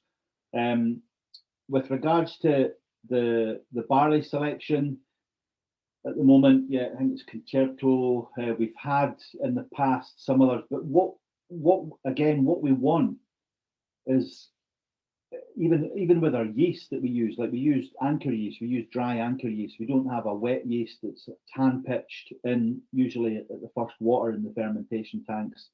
The great buy-in for us using anchor yeast as well, our South African distributor is the people that actually create anchor yeast. So they actually distribute our whiskey in South Africa as well. Now, people will ask us, just like yourself, is it about experimentation? Would you like to try different varieties, different yeast? But to be honest with you, no. To be honest with you, at the moment, no, because we want to make whiskey the traditional way. We want to make whiskey that we know works, that we know people like, and why change a winning formula? Why change what we're doing at the moment? That's not to say in future years we might try something different. So the difference for us, I could maybe see, is let's maybe try a more heavily peated barley in production, and that's probably maybe a change that we might look at. We never say never, because in business it's very important to look at what works and what people want. But with Wolfburn as a traditional whiskey maker, what you'll find is that you'll not see us following any trends or any fads, or, well, let's do a Tabasco barrel, or let's do something, just something that's weird and wacky, and just because everybody else is doing it, let's do it as well. What we want to do, and again, it's about that consistency, it's about that repetition. I describe whiskey making as like a wheel anywhere across the world. You go anywhere across the world, the wheel runs, but you just change the spokes, you change the hub, you change the tire. And that's exactly what whiskey making is all about, no matter where you go. It's just about your ingredients. And I did a speech at Dramfest in New Zealand a couple of years ago, and somebody in the crowd said, give me the one part of your process at Wolfburn that makes Wolfburn unique. And I stood there on the stage with everybody watching me, and I was like, oh, that's a hard question. Right, okay, let's think about it. Right, is it, like, people talk about the terroir, the provenance of your barley, or your, if it's a south-facing slope, like wine and stuff like this. And I'm thinking there, I'm rattling my brain, and I'm thinking, right, is it barley selection? Is it we use 1.1 tons of barley for our mash? Is it the temperature of the water? Is it the yeast? Is it our fermentation times? Is it the cuts at the still? Is it the wood maturation? And my brain was spinning, and I thought, right, what makes Wolfburn Wolfburn? We make Wolfburn Wolfburn. It's the people, it's the process. And I actually said, I can't give you one thing that makes Wolfburn Wolfburn.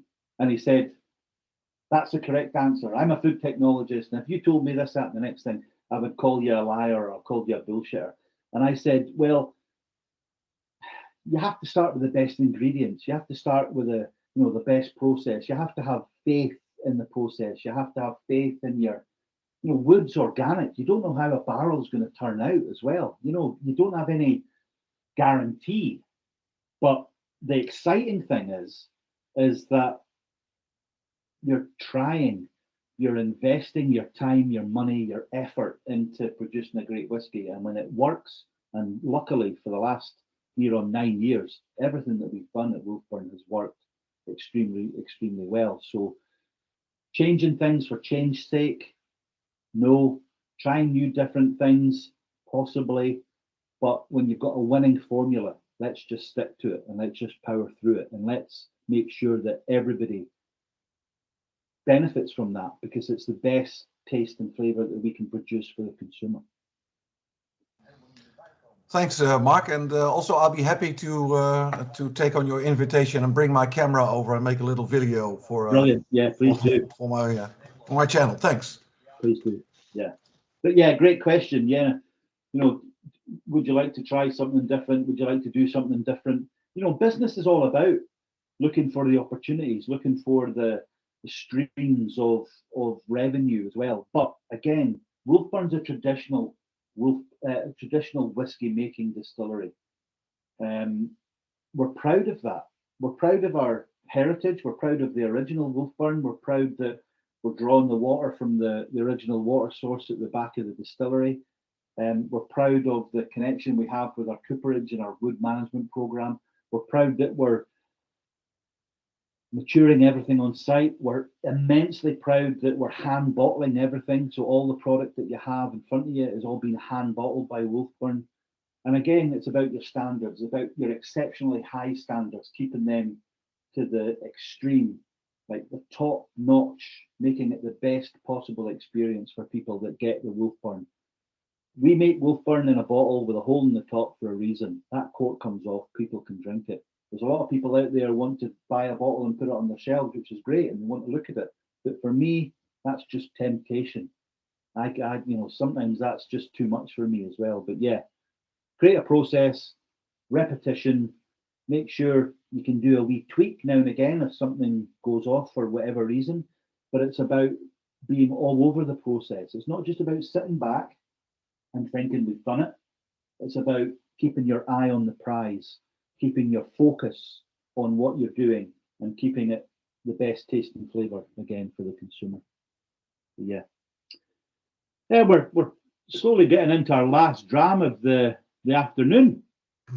How did that happen? And this is our most recent release, our most recent small batch release as well, our 318. Now, I've concentrated on UK festivals for the last year, and the 318 has been an absolute standout for festivals. It's been well renowned. People have been asking for it. People have been buying it. It's still available, I think, at the distillery again. We don't have many cases left. All our distributors were offered, and they got them. Some didn't, and their allocation went to somebody else because it was selling really, really well. This is again just over 7 years old. This is now a combination, and it's the first expression that we've had today that actually uses our lightly peated spirit, so 10 phenol parts per million. And this is some sherry casks, and this is some bourbon casks, round about sort of 30% sherry Oloroso, sherry butts, and first fill bourbon casks as well. I love a peated sherry bourbon influence as well, so this is right up my street. It's a great one to, I suppose, to end on. There's always a wee bit of sadness when you come to the last dram of the day, and you're looking at the screen of people that have listened to you. They've been on the journey of the tasting today, and hopefully I've whetted the appetite of people that maybe haven't tasted Wolfburn before to come to us, to come to the brand, and to try other expressions as well. But the 318, there's only just under 4,800 bottles being produced for this as well. And it's an absolute pleasure to be able to present it. Leave it to the end, although it's a lightly peated malt. The great thing about our spirit, and it's only 10 ppm, remember as well, this isn't going to be like a recycled hospital. It's not going to be too medicinal. It's not going to be too iodine. This is just going to be having a veil of smoke, and that veil will allow the flavour to penetrate that smokiness. I describe our peated expressions as just like a ball of smoke on the back palate, and it's just puffing out that lovely sort of heathery sort of bonfire smoke rather than that big iodine wall. Because a lot of the hard hitters, a lot of the sort of big peated expressions, it is like a wall, and the flavour can't penetrate it or get round or get under or get over. But this veil that we have, this 10 ppm, just gives it a lovely waft, a lovely sort of push on the back palate, and then our flavours come through. Again, lovely sherry overtones from this, that lovely sort of vanilla caramel that comes through from our bourbon casks. You would expect that from that. It's got a lovely sort of smoky, dry fruit finish to it as well. Easy for me to say, I'll get my teeth in.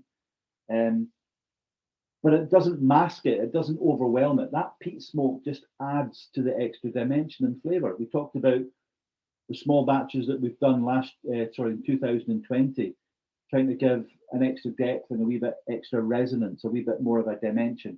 And this, using two different types of cask, sherry cask and the bourbon casks, and then also having a lightly peated spirit, it's an absolute winner.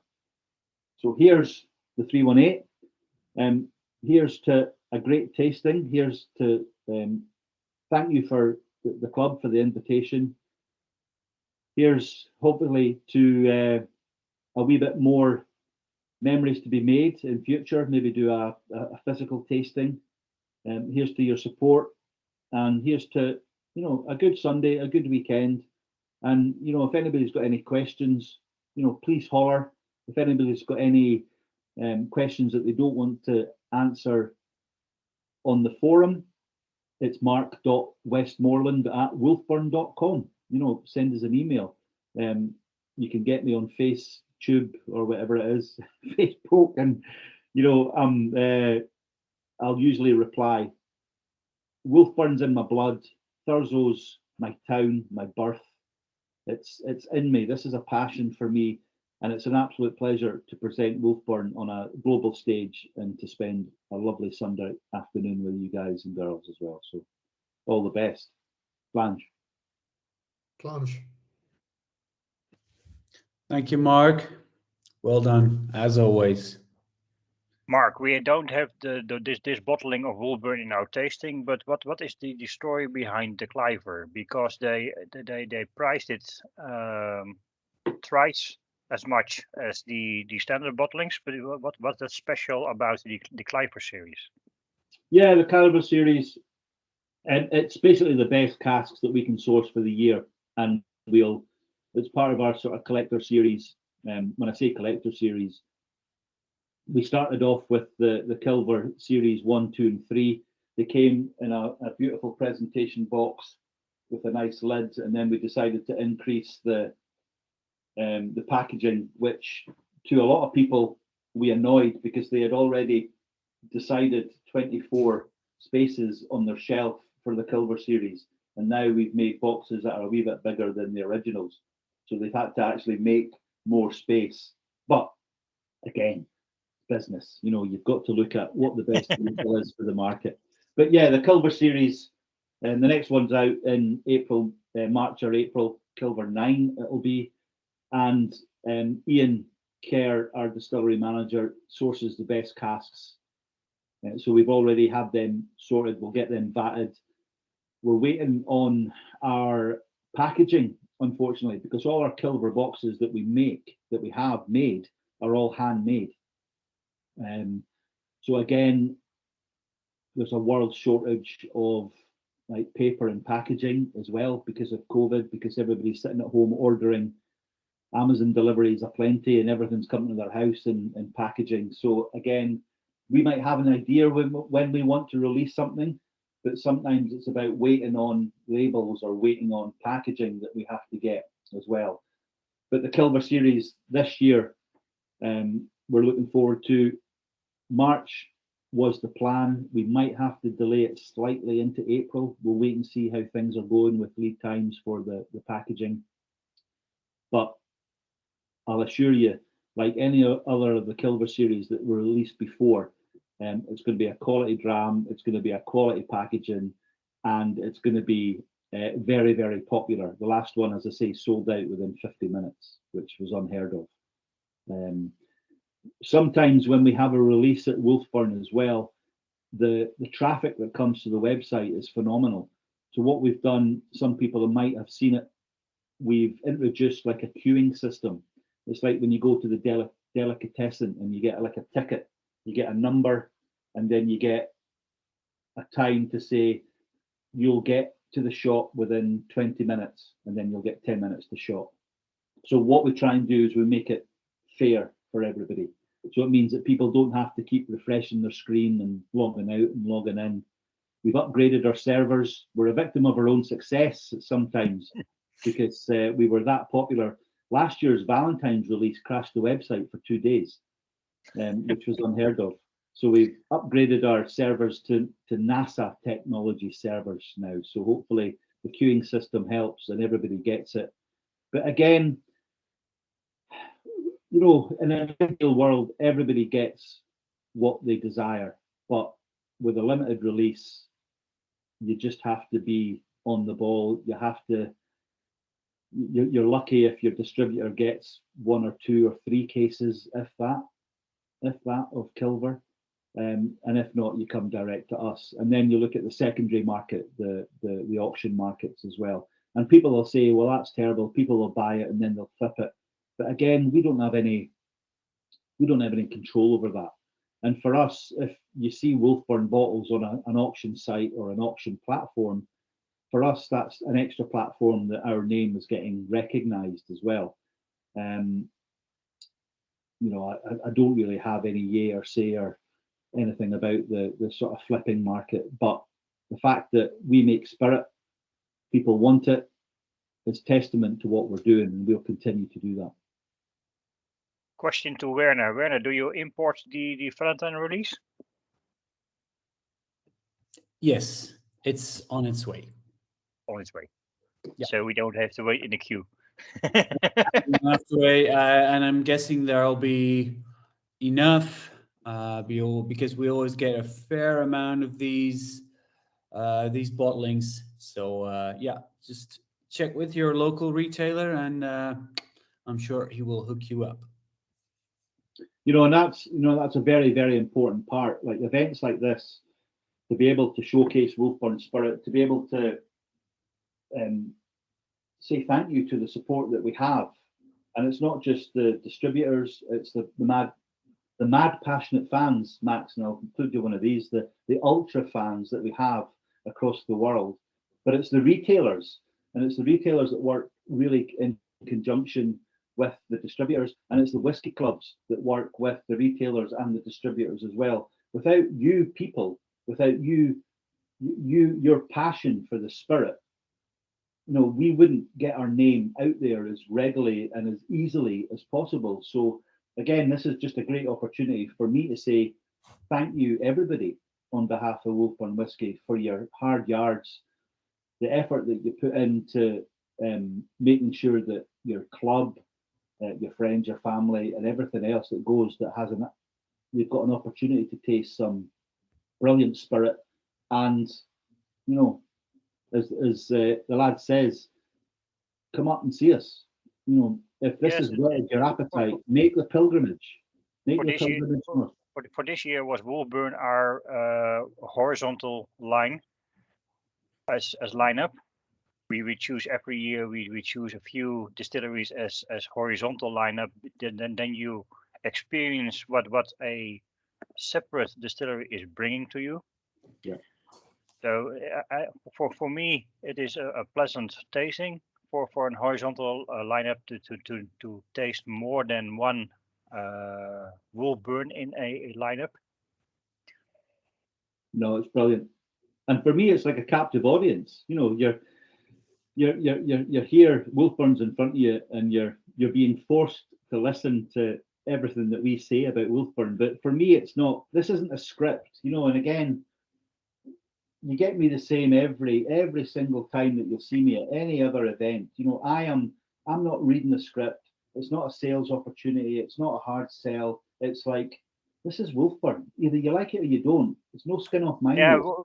Wolfburn has the unpleasant task to present itself, because it is never in a top 20, top 25 named as a great distillery, but the things we taste is very, very fruity.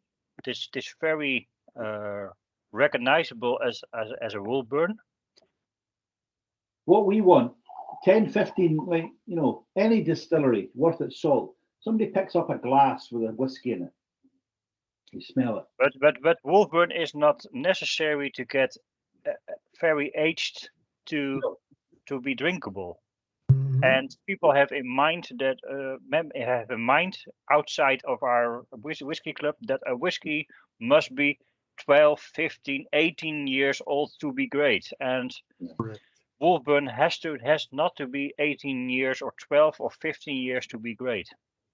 You know, that's a very fair point as well, because people couldn't get their head round the fact that we were producing a whiskey at 3, 4, 5 years old that was blowing some 8, 10, 12 whiskies out the park.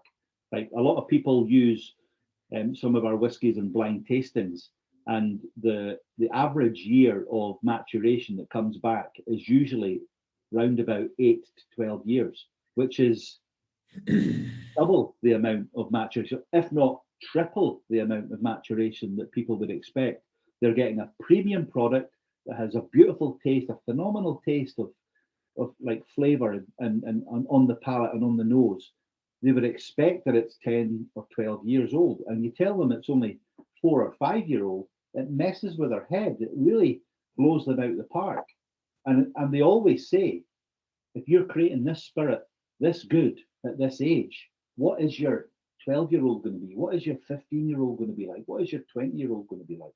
It's like a, you know, it'd be a license to print money, but it's not just about money for us. Yes, we're a business, and yes, we have to be profitable, but we're all about putting the best spirit to the consumer.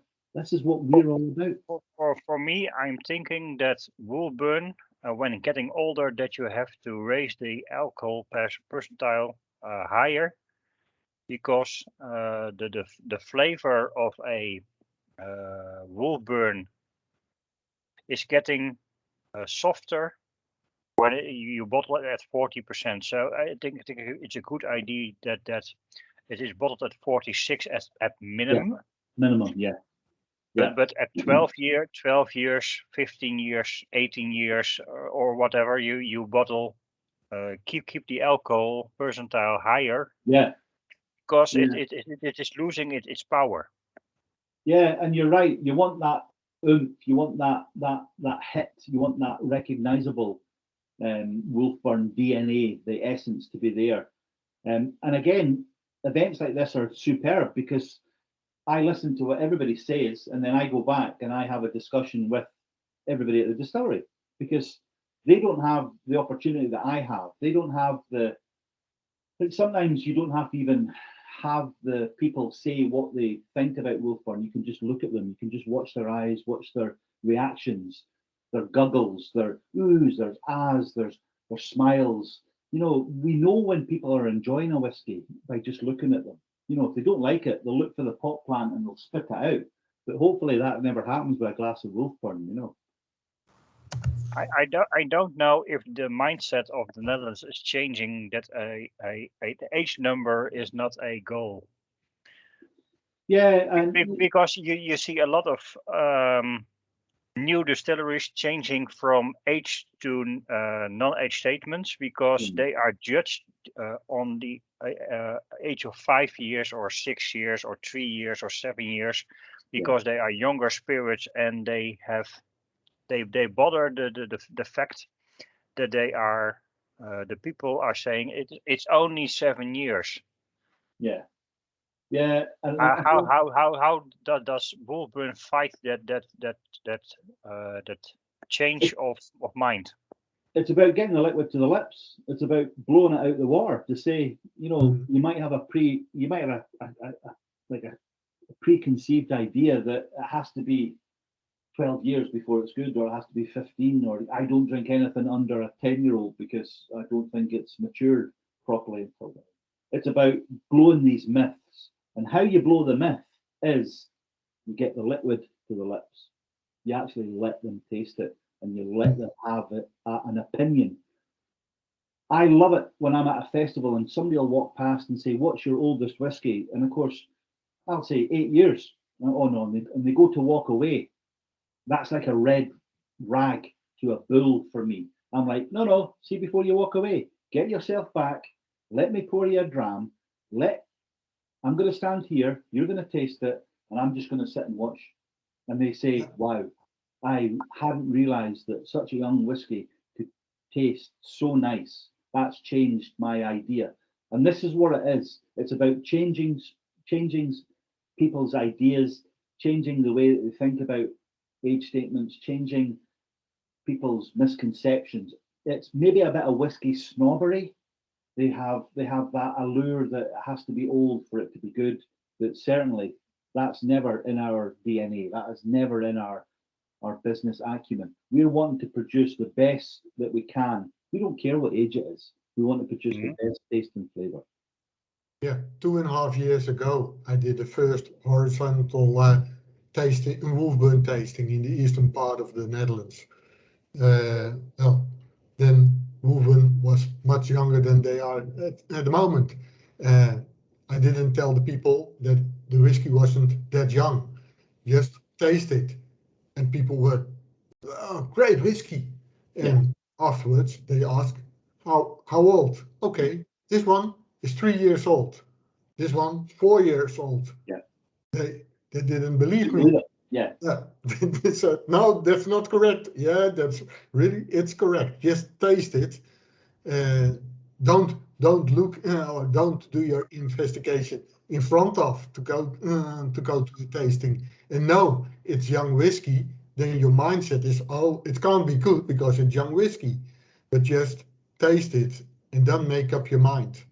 It's like, you know, Scotch, 3 years and a day, matured in Scotland in oak casks. Shouldn't matter what age it is. It's Scotch. Okay, that's it. It's called Scotch for a reason. It classifies as Scotch. Doesn't matter what age it is. It's all about the consumer. It's all about what they like. Yeah. Mark, you mentioned that Wolfburn likes to keep control of the whiskey. Yes. And you bought your own cask, but did they sell any casks to independent bottlers or not? No. We've made a decision that you want Wolfburn, you come to us. Okay. We do sell some casks to private members. So if somebody wants to approach me and say, oh, I would love to buy a cask of Wolfburn, we'll have a conversation. Or maybe some people will get together and say we'll buy a cask together. That's something that we do. But when it comes to bottling, we bottle it in a Wolfburn bottle with a Wolfburn label, with a sub-label to say that it's your cask, and it's not for onward sort of commercial sale. What we want, and again, it's like the Scotch Malt Whisky Society, they're at me all the time, can we get some casks of Wolfburn for the Scotch Malt Whisky Society? And I'm like, well, at the moment, our decision is no. So again, they're like, but why? You know, it's a great opportunity for you. It's a great brand opportunity for you to go across the world and say, look, we're happy what we're doing at the moment. You know, we don't have to sell our casks. We don't have to go to any independent bottlers because everything that we are doing, we're gaining the accolade. We are gaining the revenue because we're doing everything ourselves. Why give it to somebody else? And the first thing that we think about as well, and no disrespect to any independent bottlers, but if you give your product to somebody else, there's a worry what happens to it, how that is perceived, or what that will taste like. If you remain in supreme control over everything that you do, you know exactly what the taste, the flavour, and what the profile is going to be. So at the moment, the decision is no to any independent bottlers, and of course we don't sell for any sort of blends either because we don't produce enough. But we wouldn't. We've been approached by some gin distilleries as well. Can we get some of your new make spirit? It's one of the best we've tasted for our gin. No. So you want a bottle of Wolfburn, you come to us. If you don't, you can jog on. You can go somewhere else. Yeah, great statement. We're honest. Maybe in the future we buy a cask, but we don't know what was finished. It's me that you come through. So yeah, that's a conversation. That's a conversation we can have.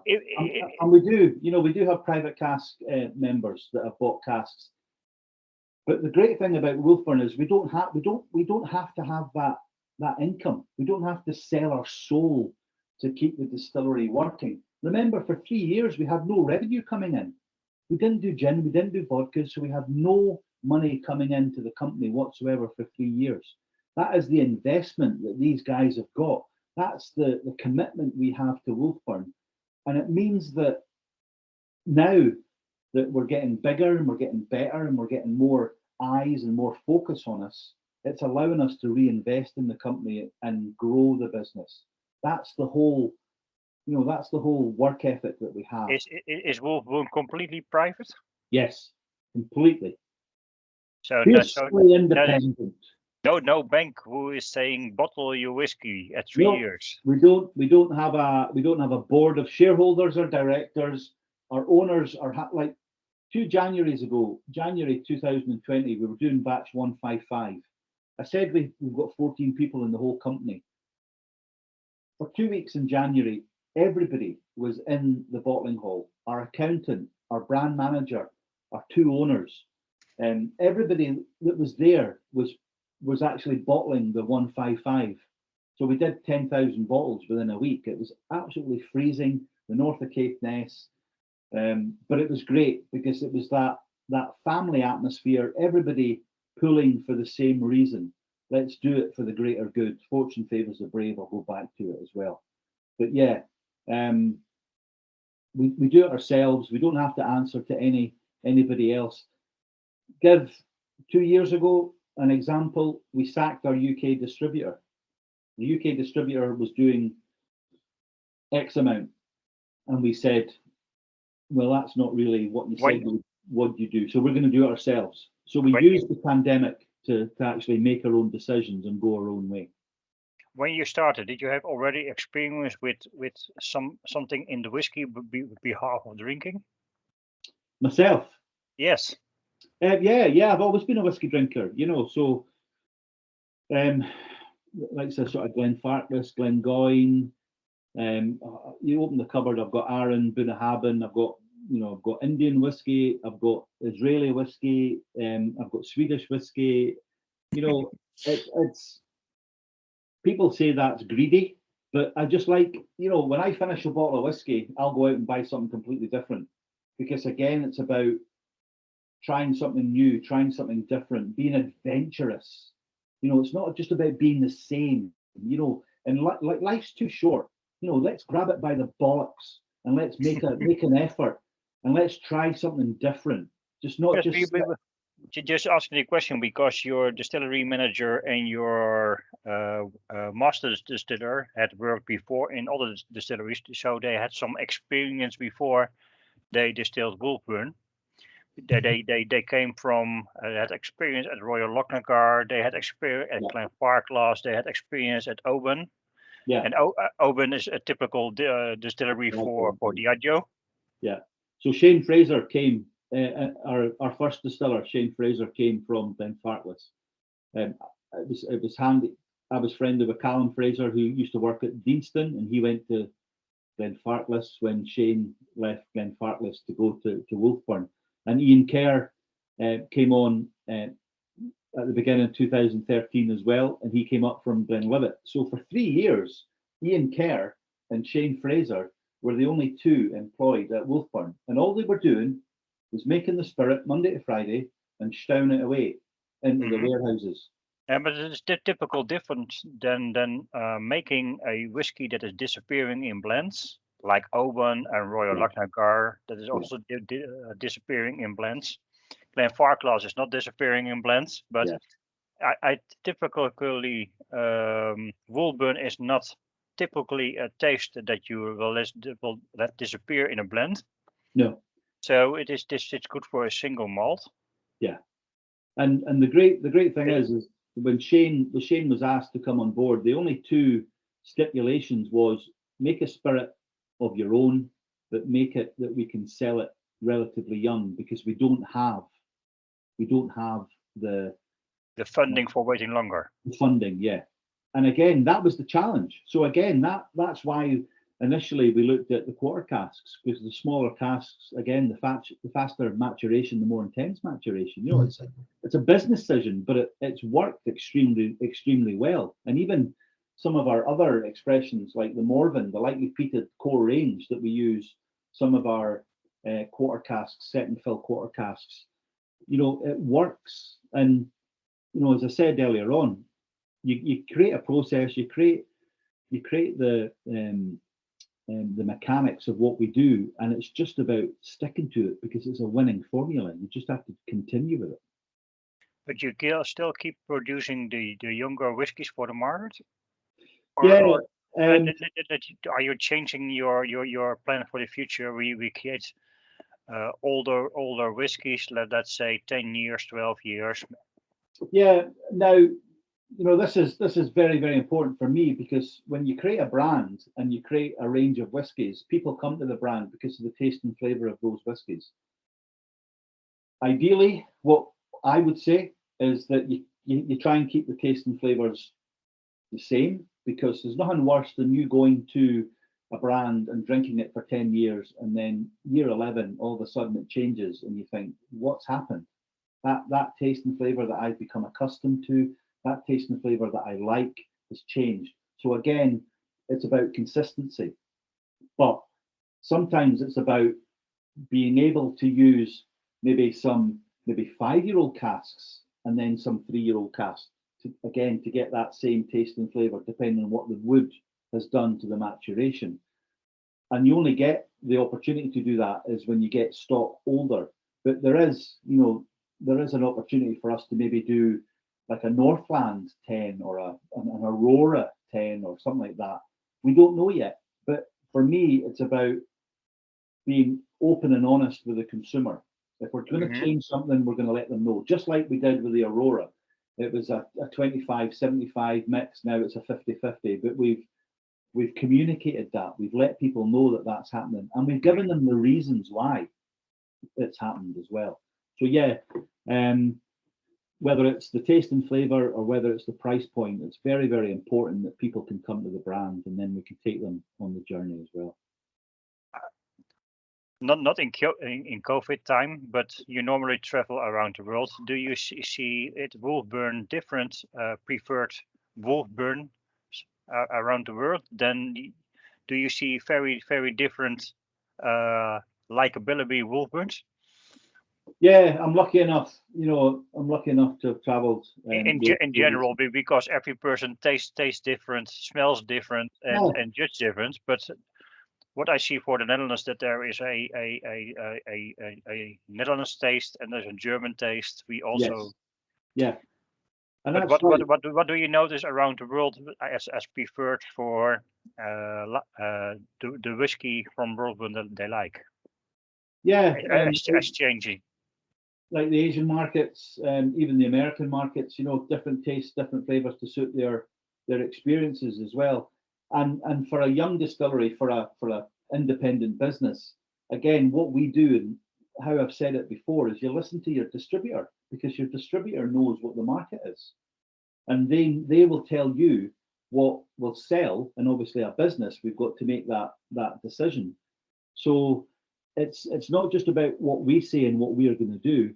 And it's great to hear sort of Werner's input about Van Wees, about Maurice, and about us sending samples, because that's the proper way to do business. It's not just about this is what you get. But for the Netherlands, it's too easy to say, okay, if I bottle a Oloroso or a PX, then it is the Netherlands, because if we only get Oloroso and PX, you never judge the others. Yeah, time will tell. You'll get something different, I'm sure. And that's the great thing about keeping people excited about Wolfburn, because it's not just about being the same. It's about, I mentioned earlier on, it's about being adventurous and about maybe going a wee bit off piste, maybe trying something new, trying something different, just to see how it works. But again, as a distillery, this is what we want to keep on top of. We want to keep that traditional whiskey making method consistent, but we also want to tweak it now and again, just to give that wee bit of excitement. And you see that across the world where I go to, depending on whether it's a peated sherry, maybe Asian or peated bourbon in like the States, or it depends on your palate, it depends on what people are used to. And it depends really on what's accessible as well, and how much of the stuff they've got in the area as well, because especially with the container crisis and the haulage crisis, especially around Europe and the UK and Brexit. Don't let me get started about that nonsense, and about the prices, about postage and stuff like that. It can be very, very difficult logistically to get your product to where you should get it at a price that's achievable.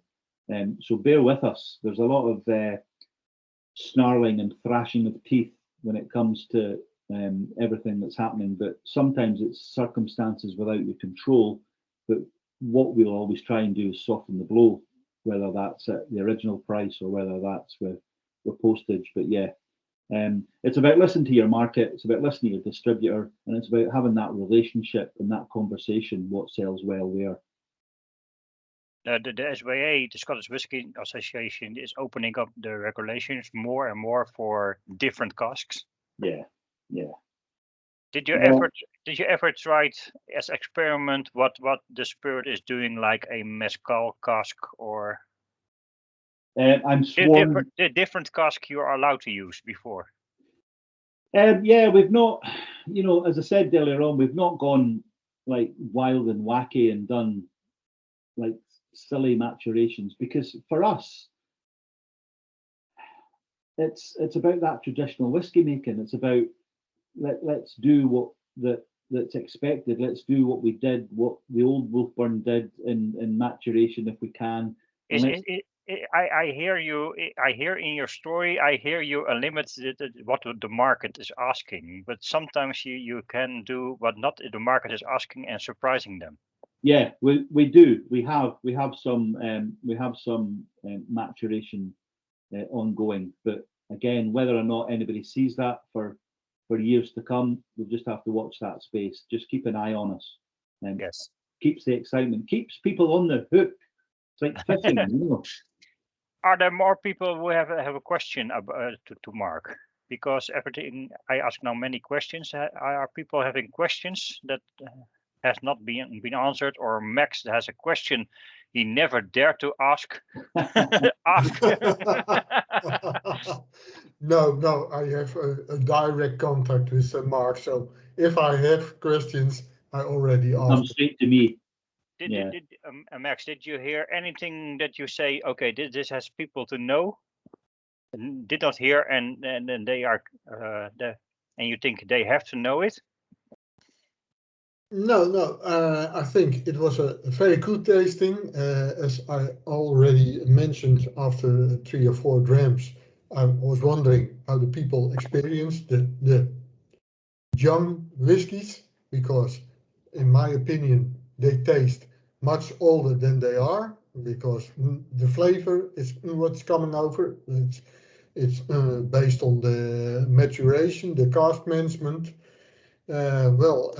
That's the most interesting for me, because as said, I've done already tastings a few years ago, Wolfburn tastings, and now a few years later, yeah, the whiskies even got better, because there are much more new casks like Madeira, the PX, the Oloroso in combination with a peated cask. Well, those are great in my opinion, but well, we let people taste them because we want to make let people know what Wolfburn mentioned for what kind of whiskey they can create, and well, the people who are tasting them, we need their opinion about it, so Wolfburn is able to make changement if needed or whatever, because as what Mark said, they can create whiskey, they can make a lot of nice bottlings, but if the people don't like it, you can't get those at the cupboards of the people. So yes, but even the classes of the people. But Wolfburn will never be a Hollywood distillery that says what flavor do you want to have and we create it, because no. You want to be staying next to the profile of Wolfburn. Yeah, that's important. Stick to your strategy, stick to the plan. It works. Let's just like plow on, head down, nose to the grindstone. Let's get down to business, as the song says. I challenge the group of Albert, Jan, Bernard, and Dennis. They taste a lot, and they had the Wolfburns already poured in when they before the tasting, so they have the experience of longer open up whiskies. What did you? What is your experience with Wolfburn in horizontal tasting? Correct. That's what I'm waiting for those guys. I haven't seen them on the chat yet. Be honest. Yeah. A bit of you're- fruitiness, umami, a slight peatiness in some smokiness, Toasted caramel. and toasted caramel in different flavors. So sometimes it's a little bit fudgy, sometimes it's more caramel, sometimes it's a little bit burnt as well. Do we have any more very distinct things? No, Not throughout the things entire range. No, that's applied to almost all of them. Ik Yeah. hoorde jullie kwentslijpsel opzetten, maar Ja. dat weet ik niet meteen. I think that's it. Brilliant. Yeah. More or No, less, yeah. your feedback. No, it's great to hear. And again, every person that has an opinion on Wolfburn, I love to hear what people think about it, because I feed back to the distillery. And there's nothing greater than hearing direct from the people that are tasting our spirit. And we thank you for your time and your effort. Persons we didn't hear. Marcel and Bas, what do you think about the flavors you had in your glass? For me, the flavors were great. The last two were the best for me, and I have to look at the bottles.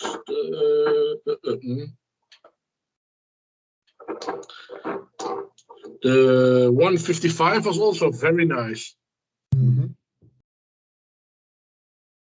When you So overall, my first knowledge of Wolfburn was the Father's Day edition. Oh, lovely. A few years ago, and we've done various Father's Days editions for the last couple of years as well. Yeah, I was. Very I think it was two years ago. The Father's Day edition was in the Netherlands. Yes, 2 years ago, and that was, for me, it was a nice whiskey. I liked it. Round about 51.2% sherry aged again. So yeah, good for the Netherlands. What will be the Valentine's expression? What kind of casks are used? What is the casks for that? Just off the top of my head, I can't. You put me right on the spot there. Yeah, Valentine's Day is very quick. It is next month, so. No, I know it's a sherry, but I think it's Oloroso with a small amount of fresh bourbon casks in it. So it's a blend of bourbon cask and Oloroso casks. Yeah, that's the one. So yeah, if you like our Aurora, our sort of one of the sherry aged core range, it's similar to the Aurora, but it's obviously aged longer, and it's got more of an impact, more of a punch for that reason, in my opinion. Yes, I'm very glad with I think Jip also and Ber that we have a big amount of cask shares in the Casketeers. Okay, yeah, get you. So in a few years, we are very happy and delighted to have a 10-year-old Wolfburn on Oloroso and bourbon cask, because the bourbon expression is also a very, very good whiskey. In the basic, they don't need a finish. Yeah, you're right. But You're the market is asking for finishes, so I think. But it's nice to have like the Langskip 4 or 5 year old in a bourbon cask. Yes, it's at 58%, but then you're seeing in the batch 155 and the batch 204 what we can do after a 5-year maturation in a bourbon cask. We want to give it something just that wee bit different. So yeah, watch this space, see what happens next year, or this year actually, for the next small batch release. So keep your eyes on us. Are there any questions left to Mark? Or to Max? Or to someone then? Happy? Everybody happy? Everyone yes, yeah, great. Very good. Thanks a lot, Mark. You're welcome, and thanks very much for your attendance. And as I say, mark.westmoreland@wolfburn.com. If you don't feel confident enough to ask any questions on an open forum, please contact me via email or hook me up on Facebook or Insta or whatever. I'm quite happy to talk. Wolfburn, for me, I'm never off the clock. So whether it's night, noon, day, or whatever day, I usually get back to you. Thank you very much. Excellent. Thanks a lot. Thank you for your presentation, Mark. Thank you. Thank you again. Thanks very much, Mark, for a great afternoon. Brilliant. Enjoy your day, guys and girls. Enjoy. Thank you all. Bye-bye. Have a nice Bye. evening. Bye-bye. Kijk. Bye. Bye-bye. Mark.